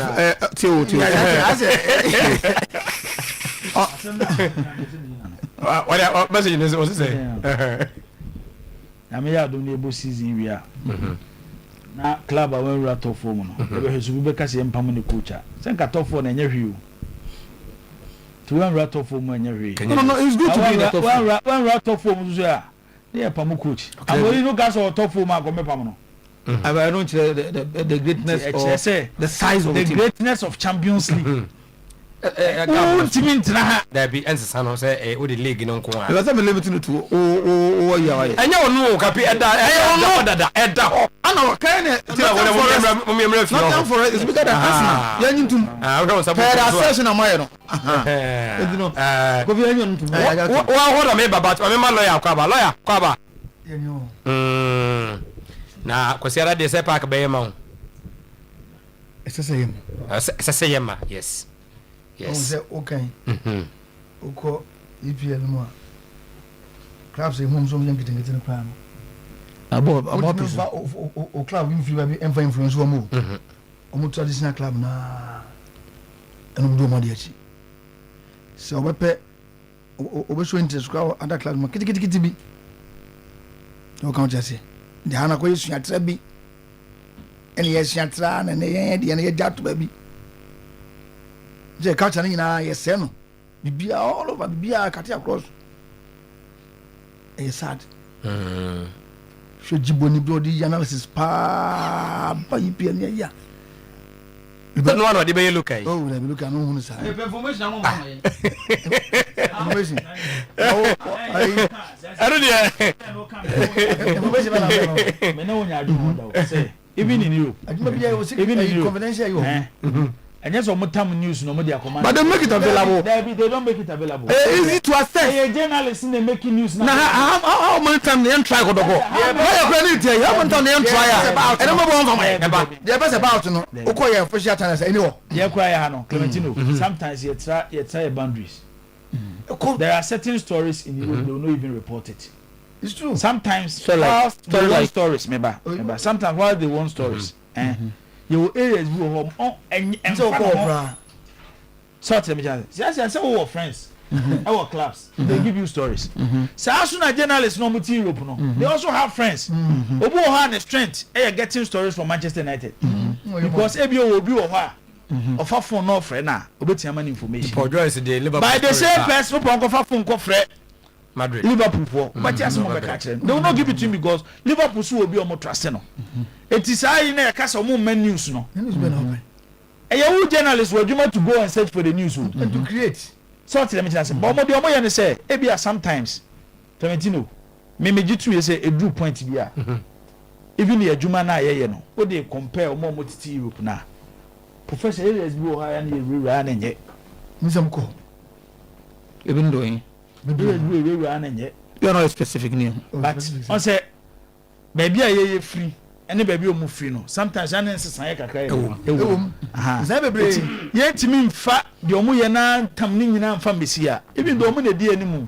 ene edi omachi iti kabi me sa asem de bia o kan me no nya adwene club bia no Europe our tam story di bro bi o and I say it doesn't change my stance. What is the search for Ghanaian clubs over omo the Kenya European teams are Kenya yin who assess you no anything okay how do you already see the point what go assess ya need one of the team are appeal to the media for baby Katia across Ghana baby right but lawyer will bear with me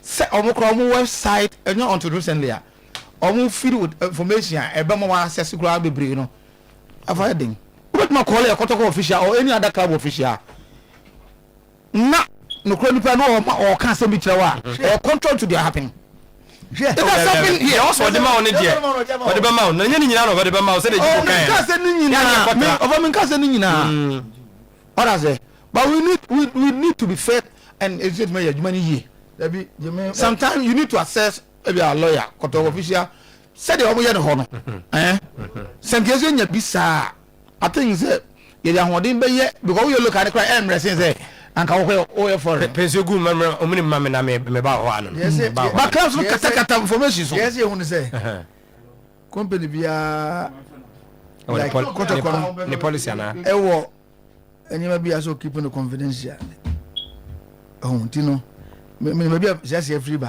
when say o say dey seen omuti say me when madam Nijibo so when I come to Kotoko he doesn't call on so from me he knows and sometimes when say I respect him so oh so to go back to Kotoko friend onka the person ban and I'm surprised that he hasn't me access to Kotoko easily don't you have your official information to her how do you now okofa den ya na wo yes one ho eba shesho say di bia eba shesho ko de man na ya agogo ya ma na get information that eba shesho what I say main card what I say out main card the club ba so why is it that difficult for us to know say Kotoko how Kotoko so amwa and now Zakito hona jibo su uchire mu anya ni nyina na ya na say doesn't make me in cast the club na de ba men cast the club na de ba but how those information come out no then one de ba what I say wona ba hwehwe and I say na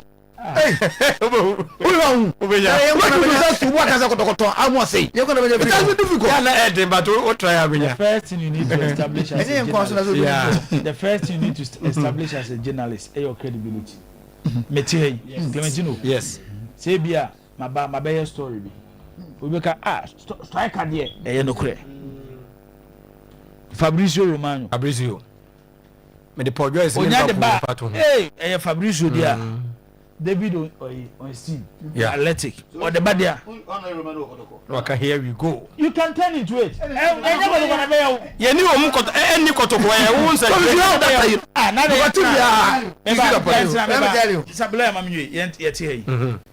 I say you are people to close that house of both Kotoko and Hatufo. Both Kotoko and but I forgot has closer. And beyond that, because of your relationship. Maybe your mouth menye closer to a mama house of you can pick your phone, find out certain information on the bar. Now so no can say we be house which mean sorry be brave go anti now unum how difficult it is e basa you be akapi anu dey wo how difficult it is to get one anu dey if you na 7 years anu dey jibo kan ba na eh akomia be ko fa say me we free dey now we are 20 oni bibi baby as yes here no from one angle pe say me feel Kotoko one man dia that's the end of it no say yakoji amo say nyem kwane ni delay any Kotoko the other parties enti ko ala Bengazi suicide amo no your friends say abet no suicide but yes on your minim journalist bi o start much 4 am say of Kotoko official be 15 so what is wrong with Kotoko telling us so we have to come continue me ko ya we nya free baby no treat anymore it akwo you be we akwo from sometimes we so from you na me say sa to kekasi animu no na ekuro no ene bakoba committee no it is ya kotokwanye yako Benghazi ko fa namfo na won you say ko fa kotokwa want to know nyana say unya access to information dey and you are getting it wrong. That is why I be talking about Benghazi and rather not Kotoko. So you don't complain. Only what the journalists do, especially on about player transfer. Omo build a strong relationship with agents. Yeah. Agents in the air they are doing because so and he wants a good platform for his player. Sometimes stories people walk around. Every other club no money away. Class player will open. No, but journalists make creative story. Not supporters the pressure. Na ko yeduma. Na fa ko yeduma. And I yeso ya na yeso careful. Utim no be kasa na record. Na akopie baby. Obi on kasa say confidential no. Atu official bi. Na the voice number bi. Adan on pa friend. All right. It is anybody we not friend say on view. India all factors in the and the okay na me di bi ehwe mu no bi a yakote no say F4 nso be nya nanka Asante Kotoko World Cup mo player bom na mo player wo from party no ane Samba so obi man so ni nti nje se mo on take exception to that say play all from Pankwa se sie ono kwa o menka say ono wo de so obi pepe kan ho ono de ne wo so che ono una ne so oyi mienu a ono no be wo so last time play mo ze so mo nyina performance nyepe I know. O jaze obi ani position obo. Ba bia position ehia ne de. Samba mum no be hia. Bi say o person o consider. Lawyer ka wo de ho na be ka ho. Me de me ntimi me chia. What is F4? And it's a Kotoko dim komo. So much naturalize Samba. Ti. Because don't be Samba ko. E ho na me ku ya lawyer. E bia lawyer person do be ka ho. Say o si F no Kotoko dim komo so player no. Oh, ya Kotoko dim do Samba enu. A player personal issue. To be a crony and Kotoko face. They will deal with the player directly. If you are coach at Yamu, Kotoko control vice naturally say over decided say over nationality only. But I believe say Kotoko good players here. It's the best you see be free more, even be free. At the couple star. Oh, of course. Aside Samba, no lawyer, oh, when you mention the I'm telling you, say. More you say players here, they can be up to the task on any day. Oh, as I'm okay. It is on my media. I say in every selection to national team, there should be Kotoko element. Oh, that's it. You can't the World Cup, my squad, but not to play. I'll be highly disappointed, and I don't think say it will do. Sam. Oh, and how many presidents here? As a president. I have every president. Muncheni, maybe you Muncheni, and I haven't said. What a criminal. Oh, funny. Never say, and Tiasana went to the other day, and Mamma Tiasia, sir, I did that. Oh, to be a cacan and news, I'm going to play a Benny for the stars and a blaster. I know. Kotokoya, Bomodi pa. So, the use of blasters now. Yes, a name who ya answer. Yes, that will be any more bonus. I don't know. I lawyer, you are not say, Nadia. I mean, I form one can't quite be able. Me say, Yamrantia, a bobo, Makotokusia. You will be more last house no Omodu. This is a president, young Shasam said, yes, Tian can credit. Now, Mamma can credit as well. There be a blaster players almost you. You who players and performance. You see him. Those who got to go play. Yes, you got to be prepared for see a blaster that way. And you say, her blasters. We hear Kotoko. Players saying the Kotoko, who say, Modern Bono Mobono. And they are Kobasi a fair place, and Momako Bob blasters said the Yako walk up. One when I walk to Kafu says, and I'm swimming to good position. Oh, and then I Benjamin, your materials need qualifies on blasters. And blasters. Blasters. Oh, Banade. And actually positions are walk on. A honor soon in an hour. We are trying to win your boat somebody. Oh, we didn't nobody near penny. I did one in Flipaniano. But I'm saying, say, the technical handlers of the blasters no. Among casting it in white. Platform beyond player will draw the performance city.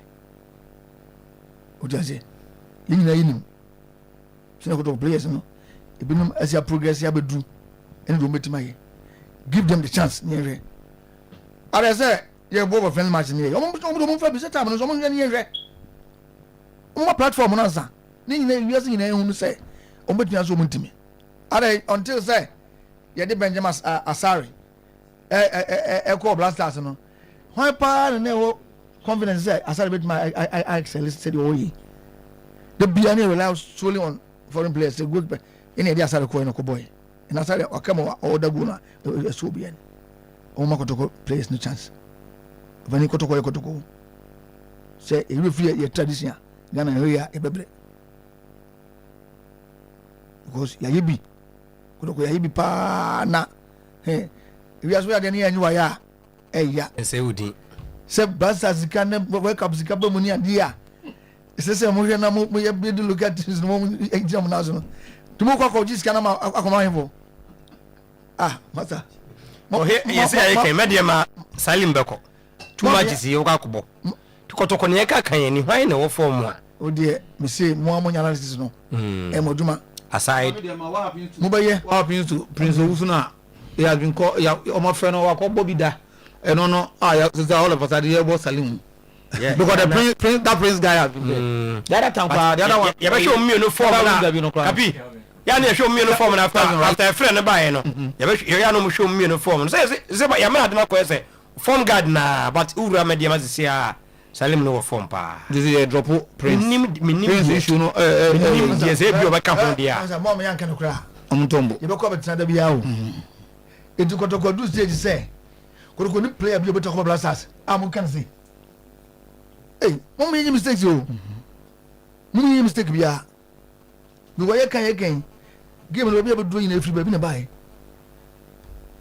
mom yin mistake ye me can say is it also on platform I know wouldn't come. Me say, only me. Don't push to a other one. Ah, for different one cry. They are not Toma. Now, bon with the Ura. And no use soon. As I dear yet 20 years, papa. No, it's me a boy. I'm what me a Tom idea. I said, no, what can it try? No, what can it try? Go tea. Yent me back to go place in Uncle Blaster. And I got to say, who make a case for Makotokwa? I hear there you make case for certain players. I'll be highly disappointed to say.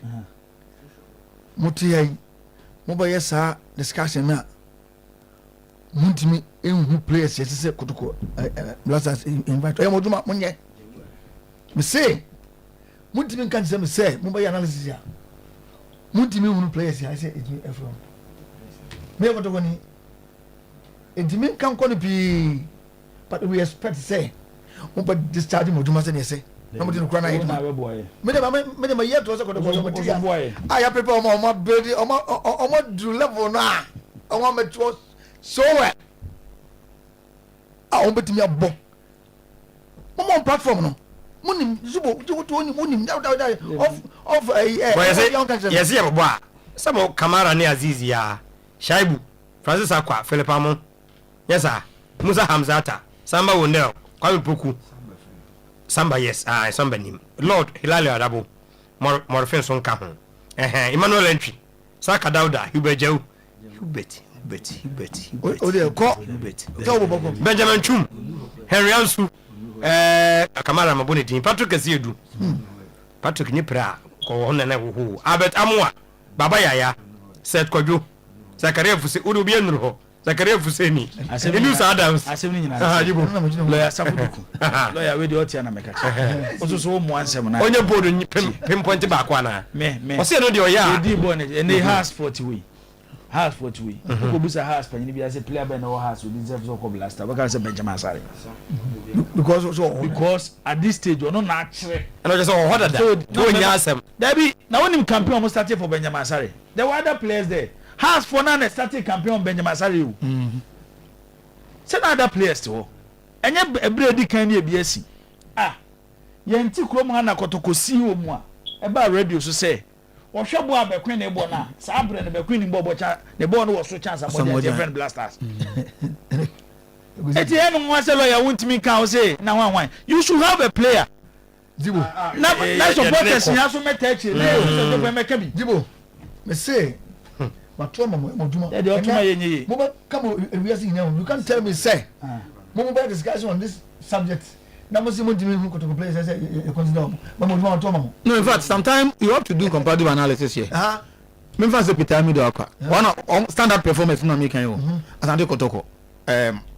baby a player no modern ball super number 1 obi enu coach ya Samba unfortunately onye Ghana ni right onye Ghana ni ohia the other players aka obi Peter Amido Akwa only Hubert Akwa Hubert Jau consistency almost Akwa they will need to compete with other players I hear important order no necessary Constantine na bench crowd why me to say the FA no IBS say you 3 clubs what I say you say 3 clubs and that 3 clubs no Kotoko Mediama House of Folk at all costs say omo players na ekono it is hugely unfair. It's hugely unfair. You open it up because the other teams are also players modern. They are also investing. It is that if the player meritorious on your blasters acquire. Now when it was keyword into Kotoko na say be nyina samba because on our form no. You see the point? That's why because it say obi obi no so the money was right.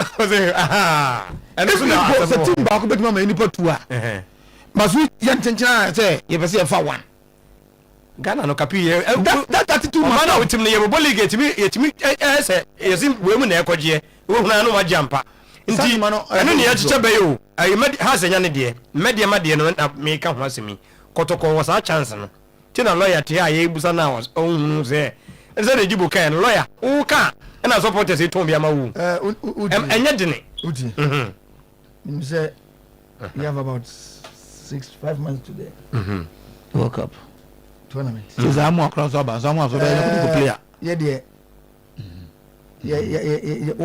can say Kotoko emeritus say you been slot to squad be ba kwa na mi no nti eto ma penifo e o moduma any journalist yes it's interaction player performance oh now the performance over by the and they don't can they Kotoko slot no just say never performance so also kwa dey blast never performance because lawyer TV can change Kenya slot we are not performance na to the best they go so who the Kenya slot we are not the performance performance the be slot play no go where like the okay there slot before performance and I agree with you because Kotoko no sorry now so be I neko dem omumi omoni okay na journalist mo so mo mi hunu yi ya yemso amasi Kotoko voy na e be si hunu ansam no mo na mba kama mafo mo somebody konyo he's not being passionate and so the emotion there da bi mo nya na mafo no ntia sam na se mo kama mafo no entin sam na se de yenko yeni la ya yenko yeni enti yakwe ya Zach we are playing who say they get mo to players video the Kotoko team this season players video who say the early stage of the season until can change to play na you make case for Patrick Essien. I don't know make early no Patrick you make case for Hubert Jau. Yes, but truth is that these two have dropped in terms of recent games no more no performance not drop. Patrick Hubert Jau yes you've not watched him season. Jau drop but what I mean I'll come to baby Jau have dropped, Patrick have dropped. Beyond then Peter Amidu is not giving consistency. The problem is that Peter gives one good performance and he's off. But beyond Sapless in Yano, me feel say lawyer Kamu find a deliberate attempt to project Lord Amoa. You would have been good to go. Between Lord ne Peter Hoyna. Lord Sinibebre. At least Lord has been Lord there. Wamaye some consistency. So Lord Amoa wamaye consistency. It will do somewhere. Oh, say I was say number 2 no that be tell me say komano enyo bia no bobi o ela make it yes obi ko tell bench be fi o mobi fantastic jara say ntino enyo bia no bobi good but at least your modern mo at your club and the oko na ni ya medium boy si ekwe se ba kwa mobi gwa ro bai ba ko e Kevin mobi nkoma mobi no ko bai so eti se opese o hwe pa dia they should find deliberate attempt omo match biambo bia no komo omo twitwa so omo twitwa lord the crosses are here no omo twa lord okunanim no omo twitwa Also, my demo for no strategically. Omoya Salim or Chobi Bakope. Mocha. No more Chono, my but some of your Jody and Baby knew to us. So, medium efficient. So, overcoat team now. One player. We someone on your gun in you. Now see, yeah, gun in near. Officer, Madam Boy, say projecting our Kotokwa. Okay. I think the Lord Amwa stands to amount all the players. My many lawyer could be a member of more bread. Lawyer. When you say in 2006, Ghana first World Cup, you're going. The local place, because Habibana. Before say, but Habib, I'm up for so local in that time. In a gen, the same kind of oh, Namuka. More Namuka. But then, and just one starting. But how was his performance? Obo the power. Elias Lumina. Opinion. And to say, because you look at in Kwan, the I be mistake. Would you play on a moment chance? Mumpejano on court that stage. Obo. Mediam, they say, I will the more master Jamu with him. And go for power. Oh, for long. Omo, Monsieur Medina Womo. I think Omo. Monsieur Omo. I'm okay. Flag bearer only campaign message. I'm okay. Oh, one of us like it okay. Obiano say Amwa or back to the field after injury and long absence. Ball Auburn. Why in a bit like I say? What the Amo blasters to me? Okay, look, you will have a lawyer there, my some. Mr. Munimra. Yes, Munimra. Master, what a thing? No, I'm also because I'm pushing now. I said, Lord, I don't know. Munimra. Renji, Usha baby, a position a Kwanda Pan there. Now, pay natural play there. Master, I think I would prefer Amwa to that Renji. No, me can grant is a midfielder, natural midfielder, and a makeshift and Nako. And yeah, what power black star baby? Tossing lately, that side. One, the ability to offense, set forward, support, you know, anyhow, the confidence to defend, no, also Elake.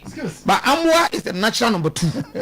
One thing about Amwa and in swingers, I think, say, the ability to join attack. There's me compare on to one, do you for number 2B? I think I just forgotten the name. Remember. What I said, but Amwano, I think Amwano was Sukakra. So, like that about Zakito Kano, I think Kotokono can help the player by projecting banner. Be a great. So, okay, Salim Diari Kakana, but social media is in a more Salim Nupoko and on Koeno, and they present the Salimako, Sasane Beya. So, Kotoko must do well to project Amwa because Amwa has been very instrumental to Kotoko. A lot of games of Kotoko, you know, he has been influential. He has been very, very good for Asante Kotoko. But yet the deal from now the didn't acquire Samba. Unfortunately, Onyagani. After Namoka say if you per se on Kotoko for Karamu conventional. Conventional say another thing. Don't forget, ni mami chrome. Of all 2 years, I can't fancy. Ukrom fancy another time from fancy. You didn't go say. Abunkumano. You catch us, but Konacha has a comma. Sanford Diam. Sanford Diamunia. It will take a lot of thinking. Enough from, but I think said they can also project Amwa has been Zakito Ayade, so they has been very instrumental. Our Santiago Toko game, especially playing at that number 2 honor. Oh, that's it. Oh, sir. And Benifoso and review. Look, I am saying Black Galaxies. Ammonia, Lord Ammonia, late color. Jay, Media, Mimajama, Mr. Ammonia, no one for who say, I didn't hear genuine call. They say, Sabu can better many. No one would be a Jimunga Buduma. Yatelo, Yatelo, Koto Consuno. Media, catch them say. Timono, your potentials no. On any day. Send your frustrations in your ma. It's a Kotoko. Nya 3 points. Nya 3 points. It's a safe free. Maybe any match no. Or you can't see them send your man across the first round no. Yes, Hannah expected performance no from Accra. Yet never meet the expectation.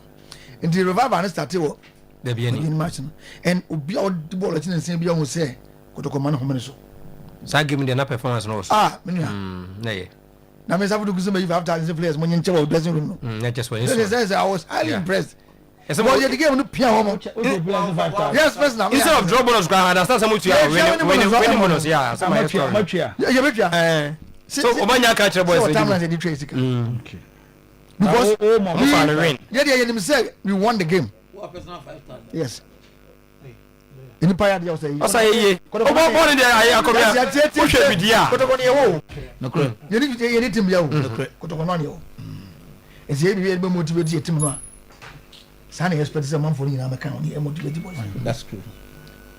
Inti the S ni na no. Entwa yi no ameni every person make kan wasem. Mishia Alex Asante me ka che no. Say me so mo bia ne makono. Kotoko supporters na ye well behaved. Anka de koko so no nkena de ebebu organ football. Yes, Eastern or how Western and Eastern hona no be 3 seasons. Western. 3 seasons ni enye. Consistently. So we are na referee bia pacha wona mu. But this is referee kwase dem also. Ndi enye ade a. Aye. Aye theatrical ayi na omo ye no. Drama.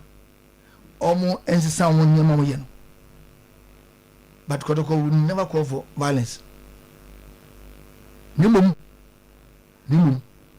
yem pese sa ne ma no e bi besi Kotoko aso ye bi the operation ya ye de call match mo no dibo e ha sam godo me kan ko pa na so hwe match ye sika Kotoko ye tu ye talk about match away a uta e bedda yen kwa ye faso ye feed ye team no any other course me catch the wa nya na obey just 1 second decision on name ba ope no break it no down now guys and Kotoko players no be ewa referee no be on come to no so am no na bia e hu other clubs na on come to referee so kwa ba lo ya na minim so say ya na musuro e so because you wie ne say na ka ne say na man lodge official e nso a oh e ma sam ne bibia o ho just no dey ya bia complain that is the best to say match football I'm running say referee dey tia na say ya already complain results no dey so when evidence of ebia Bible bia e dey say person intini nyina ko wi efi Kotoko yesi ye mpanimfo aye hama ngana fi bia ye tibre bia no ye be ye be set good example ye mfa basa be ye bia fantastic but ni po ye ntimi bia da ko bi no ni pa control ye den mesre pa ye ni happy say da bia fine no e ba Kotoko so ye mpe hwese ayi after match na ye technical team yes o kokun doko enso bia the way na esi every match no Zito dey na okay na on the Prince Zito dey say no o ni say Prince yeah so na ko yes say mo ya charge mo but the root cause no dey entin ho asa ba bia do no league na ni braba ba yesu ye gidi pa say ye fa bon to fam ni ma Kotoko bia do ye jima ye mai home so say ye bet ma the league no na frustrations na adoso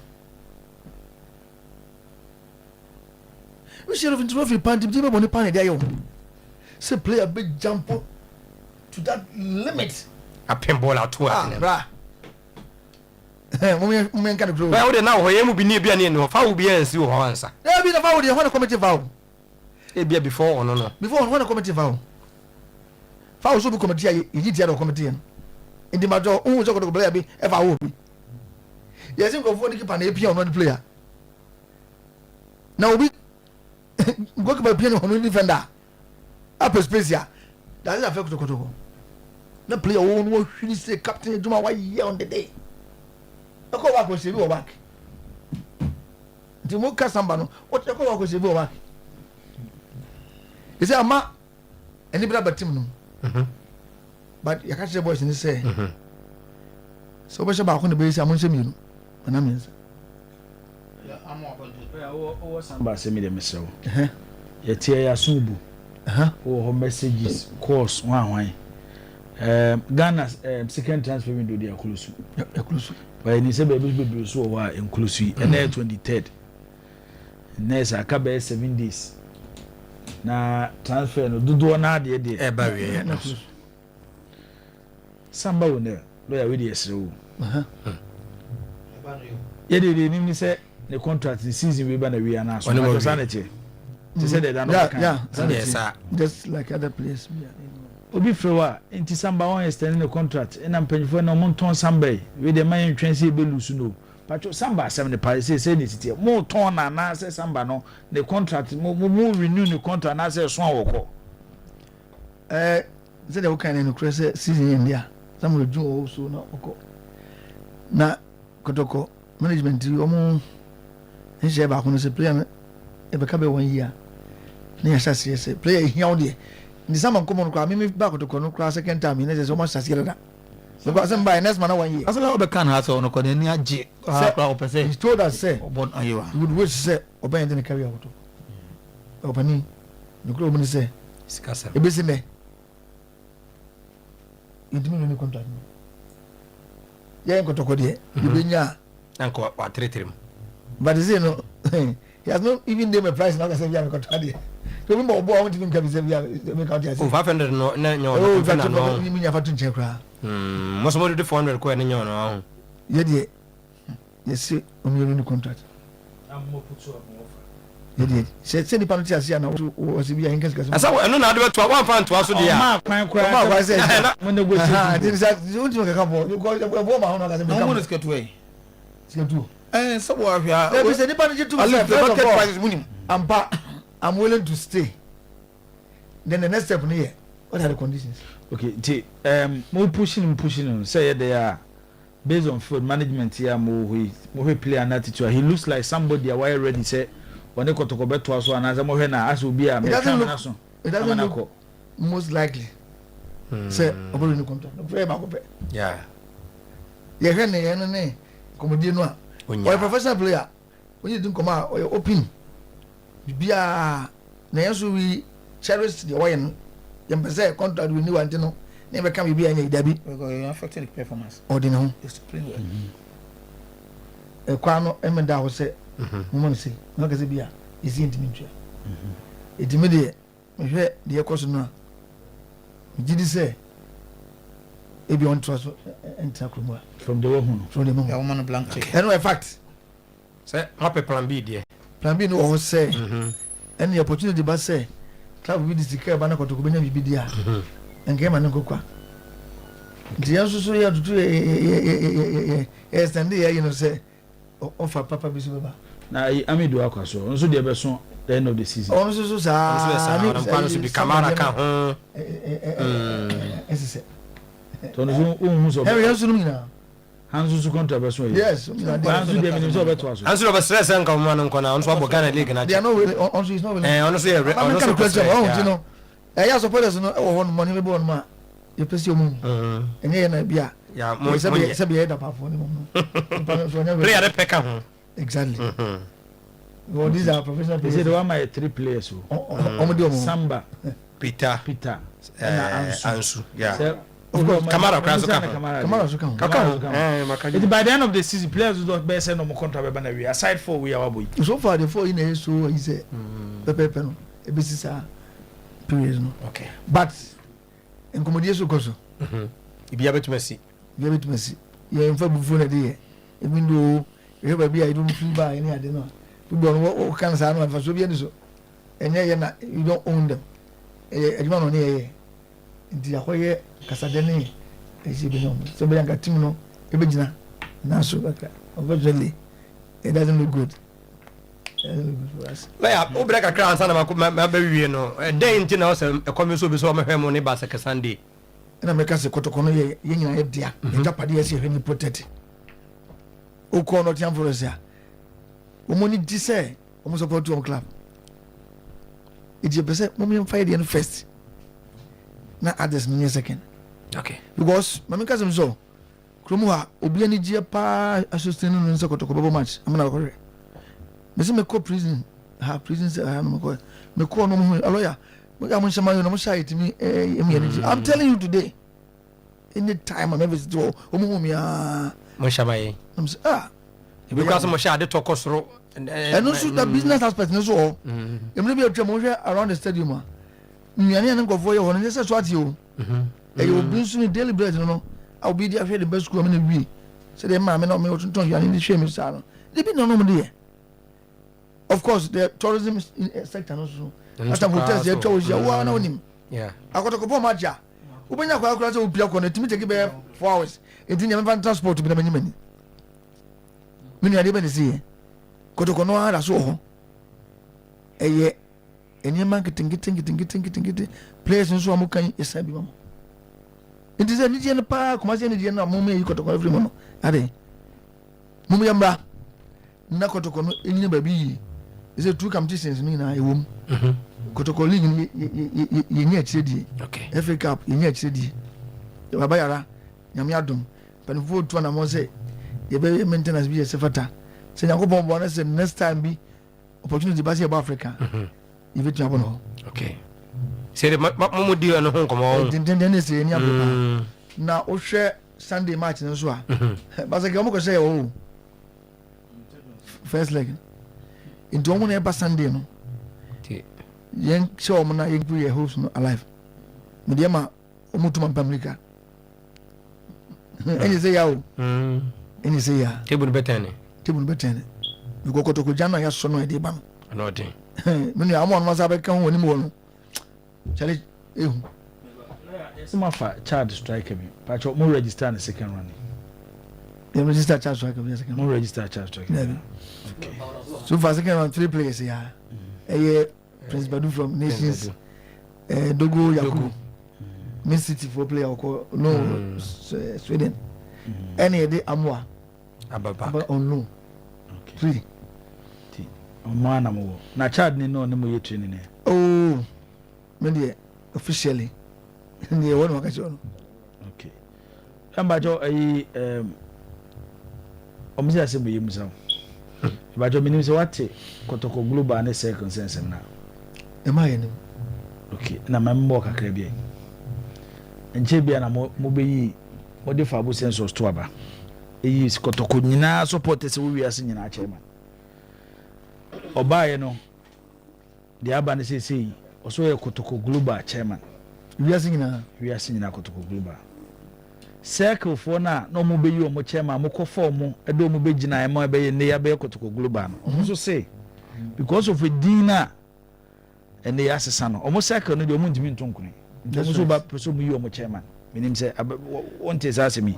Men titi sa. Am so mu yi o mo national chairman. And the woman say Global no eba mu say ebra na e beto ba no. Menjia to me or the man panifo bi transo. Omo ye ne say a dissolve circle constitution no. Ya say ya to gusa no ne idimi pa no ento aba no. Sanse ye fufu a circle constitution ye adwuma. For that particular purpose no election na nyam ne de be adwuma. Because of here at the fufu kra e be one body. But the me want to say other groups some maybe be dia boko to here. Ye ntimi so obi akwa yo.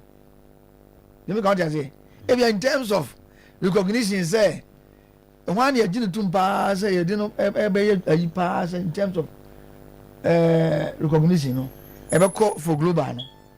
But we also recognize say other bodies be one more omo ina ya dima dia boko to kwa. They say the money global na ben more change circles. Of course. So global na management agitum say they make out say and I be replace can any check no. But second no and die out because omontimi aye omo niam omo things dey omo. The management person mo deal with supporters the omo global for the be near circles. So officially no. Eno na kan e ka say circle ye jumu to mention ba bia and we na be global na omo hise omo niam over no. But circle no believe say ye intimi stop so obi etini ko dia boko to kwa e bit stop o. They make out say until they will continue to assist. Can you be sorry say I tell you Savuduku management a good circles. Oh, let me come management be a good circle. But see for the purpose of the last election only emphasize in the constitution to be full from the buy. But I know the circles no. On what was I o. Hey, never be trust of woman. Somebody will walk to go. And go for other groups now. But Obia free so belong to the mother body. But under the mother body no. Ubenya sa sub kuno amu yomuma. Hey, na do be papa management mu hia supporters obetina o se Sunday supporters last year mu hia supporters isu na me no dia see any global minimum money say na ayen tokwa. Hey, I don't want to dey koso. I don't think say din tokwa biaba. Global for you mojuma. And the global ubeyinya kuom kitinkitin omo so be yomuma. Ni na amu dey boko toko. It is a conflict biaba. Because global no here the most recognized here on paper management yen is share nema e dia jetum but second for so do duma I don't think so debate must of so mumuduma. Okay, in terms of recognition say supporters body bear management a stamp position a global, but there may be other groups who are omiyomoduma it means to form. In fact, young can see no more judgment because some may be about why in the WhatsApp groups your multi member president in Manimano or just a bomb, but Obiang Babuja. Okay, so we now say global. That is all. That's the difference. You need to be Musa Kibiao. About 1 year, 12 he says a new a ticket charge. Second, no one but in this it creates a because any necessary. Zach, what about you? The Sunday, come here. One each na 330. 330. Can you bogum? I price there. Someone to that. I'm ready. Remember.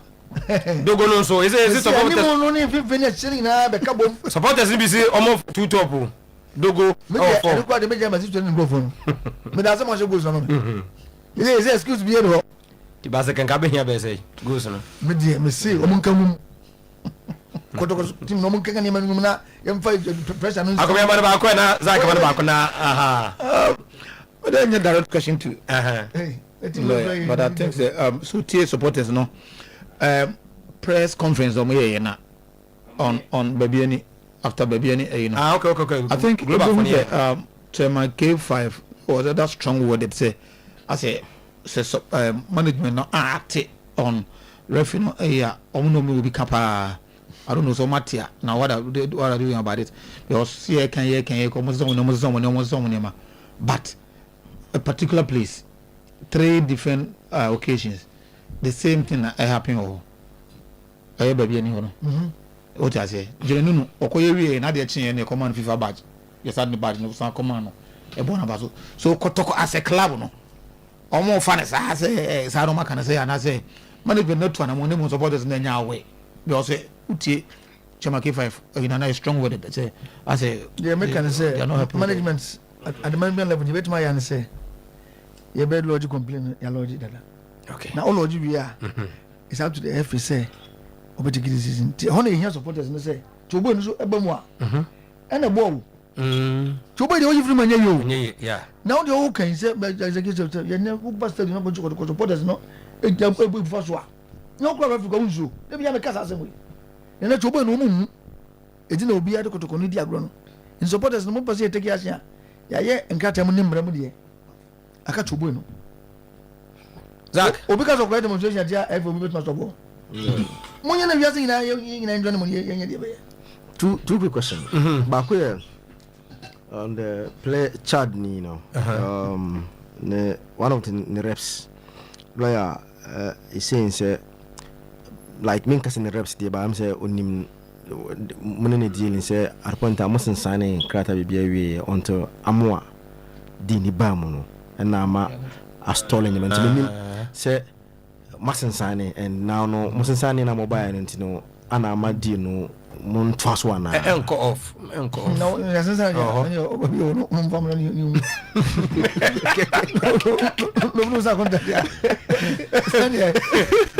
you hold a person to contact alama we know we contact enko off okay and with what do you expect the different organ contact we know sania you hold a person to it I mean me way oh okay with it say strike be one ma oye I mean upon who's invitation here men go home but we say season do sabna opportunity ba Emma other players near Dina. Zach, for last one, man, and travel. Any out of place player last one here on Samba because a lot of him Umunya million chance by some turn on then come to kiss a chance. But somewhere last week I hear say Libyan club B enemy didn't come on but I don't know. Say so on mobile course. No can be sending me messages so put it officially me will be a better mandate. Yeah, you better mandate also to play a better mandate in the quiet because a better quapa day. It's manco sir. It's a man go for the opportunity say. Club Papa Banas and James Nia. There's a player you're willing to go out, why not? Opportunity some few days now. Jibos club and so over to me a year. Fabra. Say sometimes ebia mo sika mo pursue important. Enya de open corner benya. So obeko kwane de. Negotiation. Bi mo jira ne de. Obi o de offer buy or say o person o makoto for $20,000. Say for $20,000 for Samba. Ah, Jibo. Obani mo me nyesi wo so. Awu say, ita mo say papa. Ala wo say. Say afi won was man na meka no. Awu say. Oh, etu ba bia. They say in a business. You don't take advantage of the system. Now I can check what I say. So $20,000 for a Samba. But I say lawyer mo be lose no kwa. Oh, munya. Na come don order shim. Me say. Ade be kwa nyi be ni nyan ko asem. Enye kwa. 20 beba there. O de omo no nko free. Seti bia no. Nje papa beba. Me ya try mama me fa me ti be me ni penye we na ye me je last ni nyina no yen kra. Amen College of Health Science calling almost men ka say 2026 admission ya bia dia tum. Oba no ko ba ko no amfa. Manu ko we na fe be say affiliated no ade a owie no na ne diploma in registered general nurse no 3 years dia no eno F1 no scholarship kakra e wo ho facilities no e wo ho e na make say de aban no de bia ne deploy omo e de mo nya adwuma Arabic language no mo ye French de no omo ye 0208 209 699 tana so kuma say hona school yi e chi kwan e wo efie mpempa de ne de wan ko franco a wonya de be papa Nokia phone Samsung iPhones uwie pa microwave blender generator CCTV camera ni nyina no aye kama yanko ajaba jo adum old man konkofo clinic ni mukajetia ni nyina no ene say 0245316969 ohengira akoso do ya wo frewa no ka wo say power ne de tumi ne de akire eno nti ade ban na etete won krabata miensa no moden ebra 0244544422 wie pa so betwo say ama say fita yanko so bi de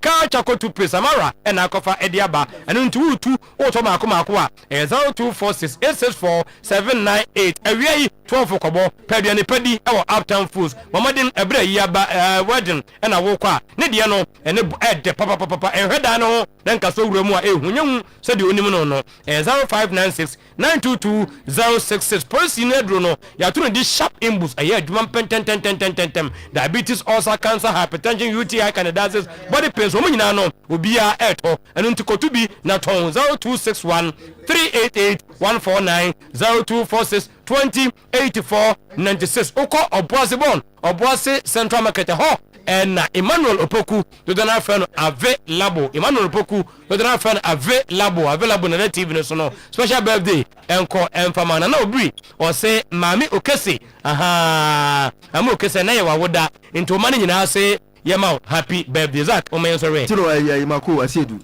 ana say yan wehye nana ama o techiman nana ama o techiman happy birthday ti mako okay ana say lawyer ya fa dia kale nwie Sunday ko to ne baseka Holy Stars by 12 ne abi gates ni na mom yen show love e ma ye de ne kotoko ye ni bi oba bia kotoko ye ni je okrumo nyina kotoko ye mrantia afa kotoko mu a wo nam kotoko so dia bobra hwe mabusua ama Ghana economy akoso kotoko e ka ho bi enti ye bese Sunday ye mra na enye fe na kotoko enhyese ye she games no say ye sipeno na league no influence em every cup influence em na ye kono hot lotteries hot na ne okay oso team ya dana say na honorable Kofi Idi Adams yes minister for sports and recreation aduma wo bono mata enye minister for power aduma Kofi Adams e bono o ti men kan bibia o Kofi okay aduma oh my goodness. Okay. Enti Nanama from Asiedu Mako. Special birthday goes to Nanama. Mako. And Emmanuel, happy birthday. Obo. Lendes rap Obo Juma. Okay. Aye. Obo Lendes rap. Aye. Okay. Obo Juma pa me chano. Is so patasio. Yes. No fi said no patasio. Okay. Na Juma hote. Me da say. Ndumienu no anya abo. Eno nti yemfa mo enhye news team no ensa na ometo aso empama ye nyame admo a enwumre ye beba na highway sports 4:30 ye de no so e de abroad hwa so ye na ho amasem good afternoon Oyerepa FM 100.7 Oyerepa FM unye ya de kase ba we na munye wi ase ni na bramo mutio 100.7 munya so na muntie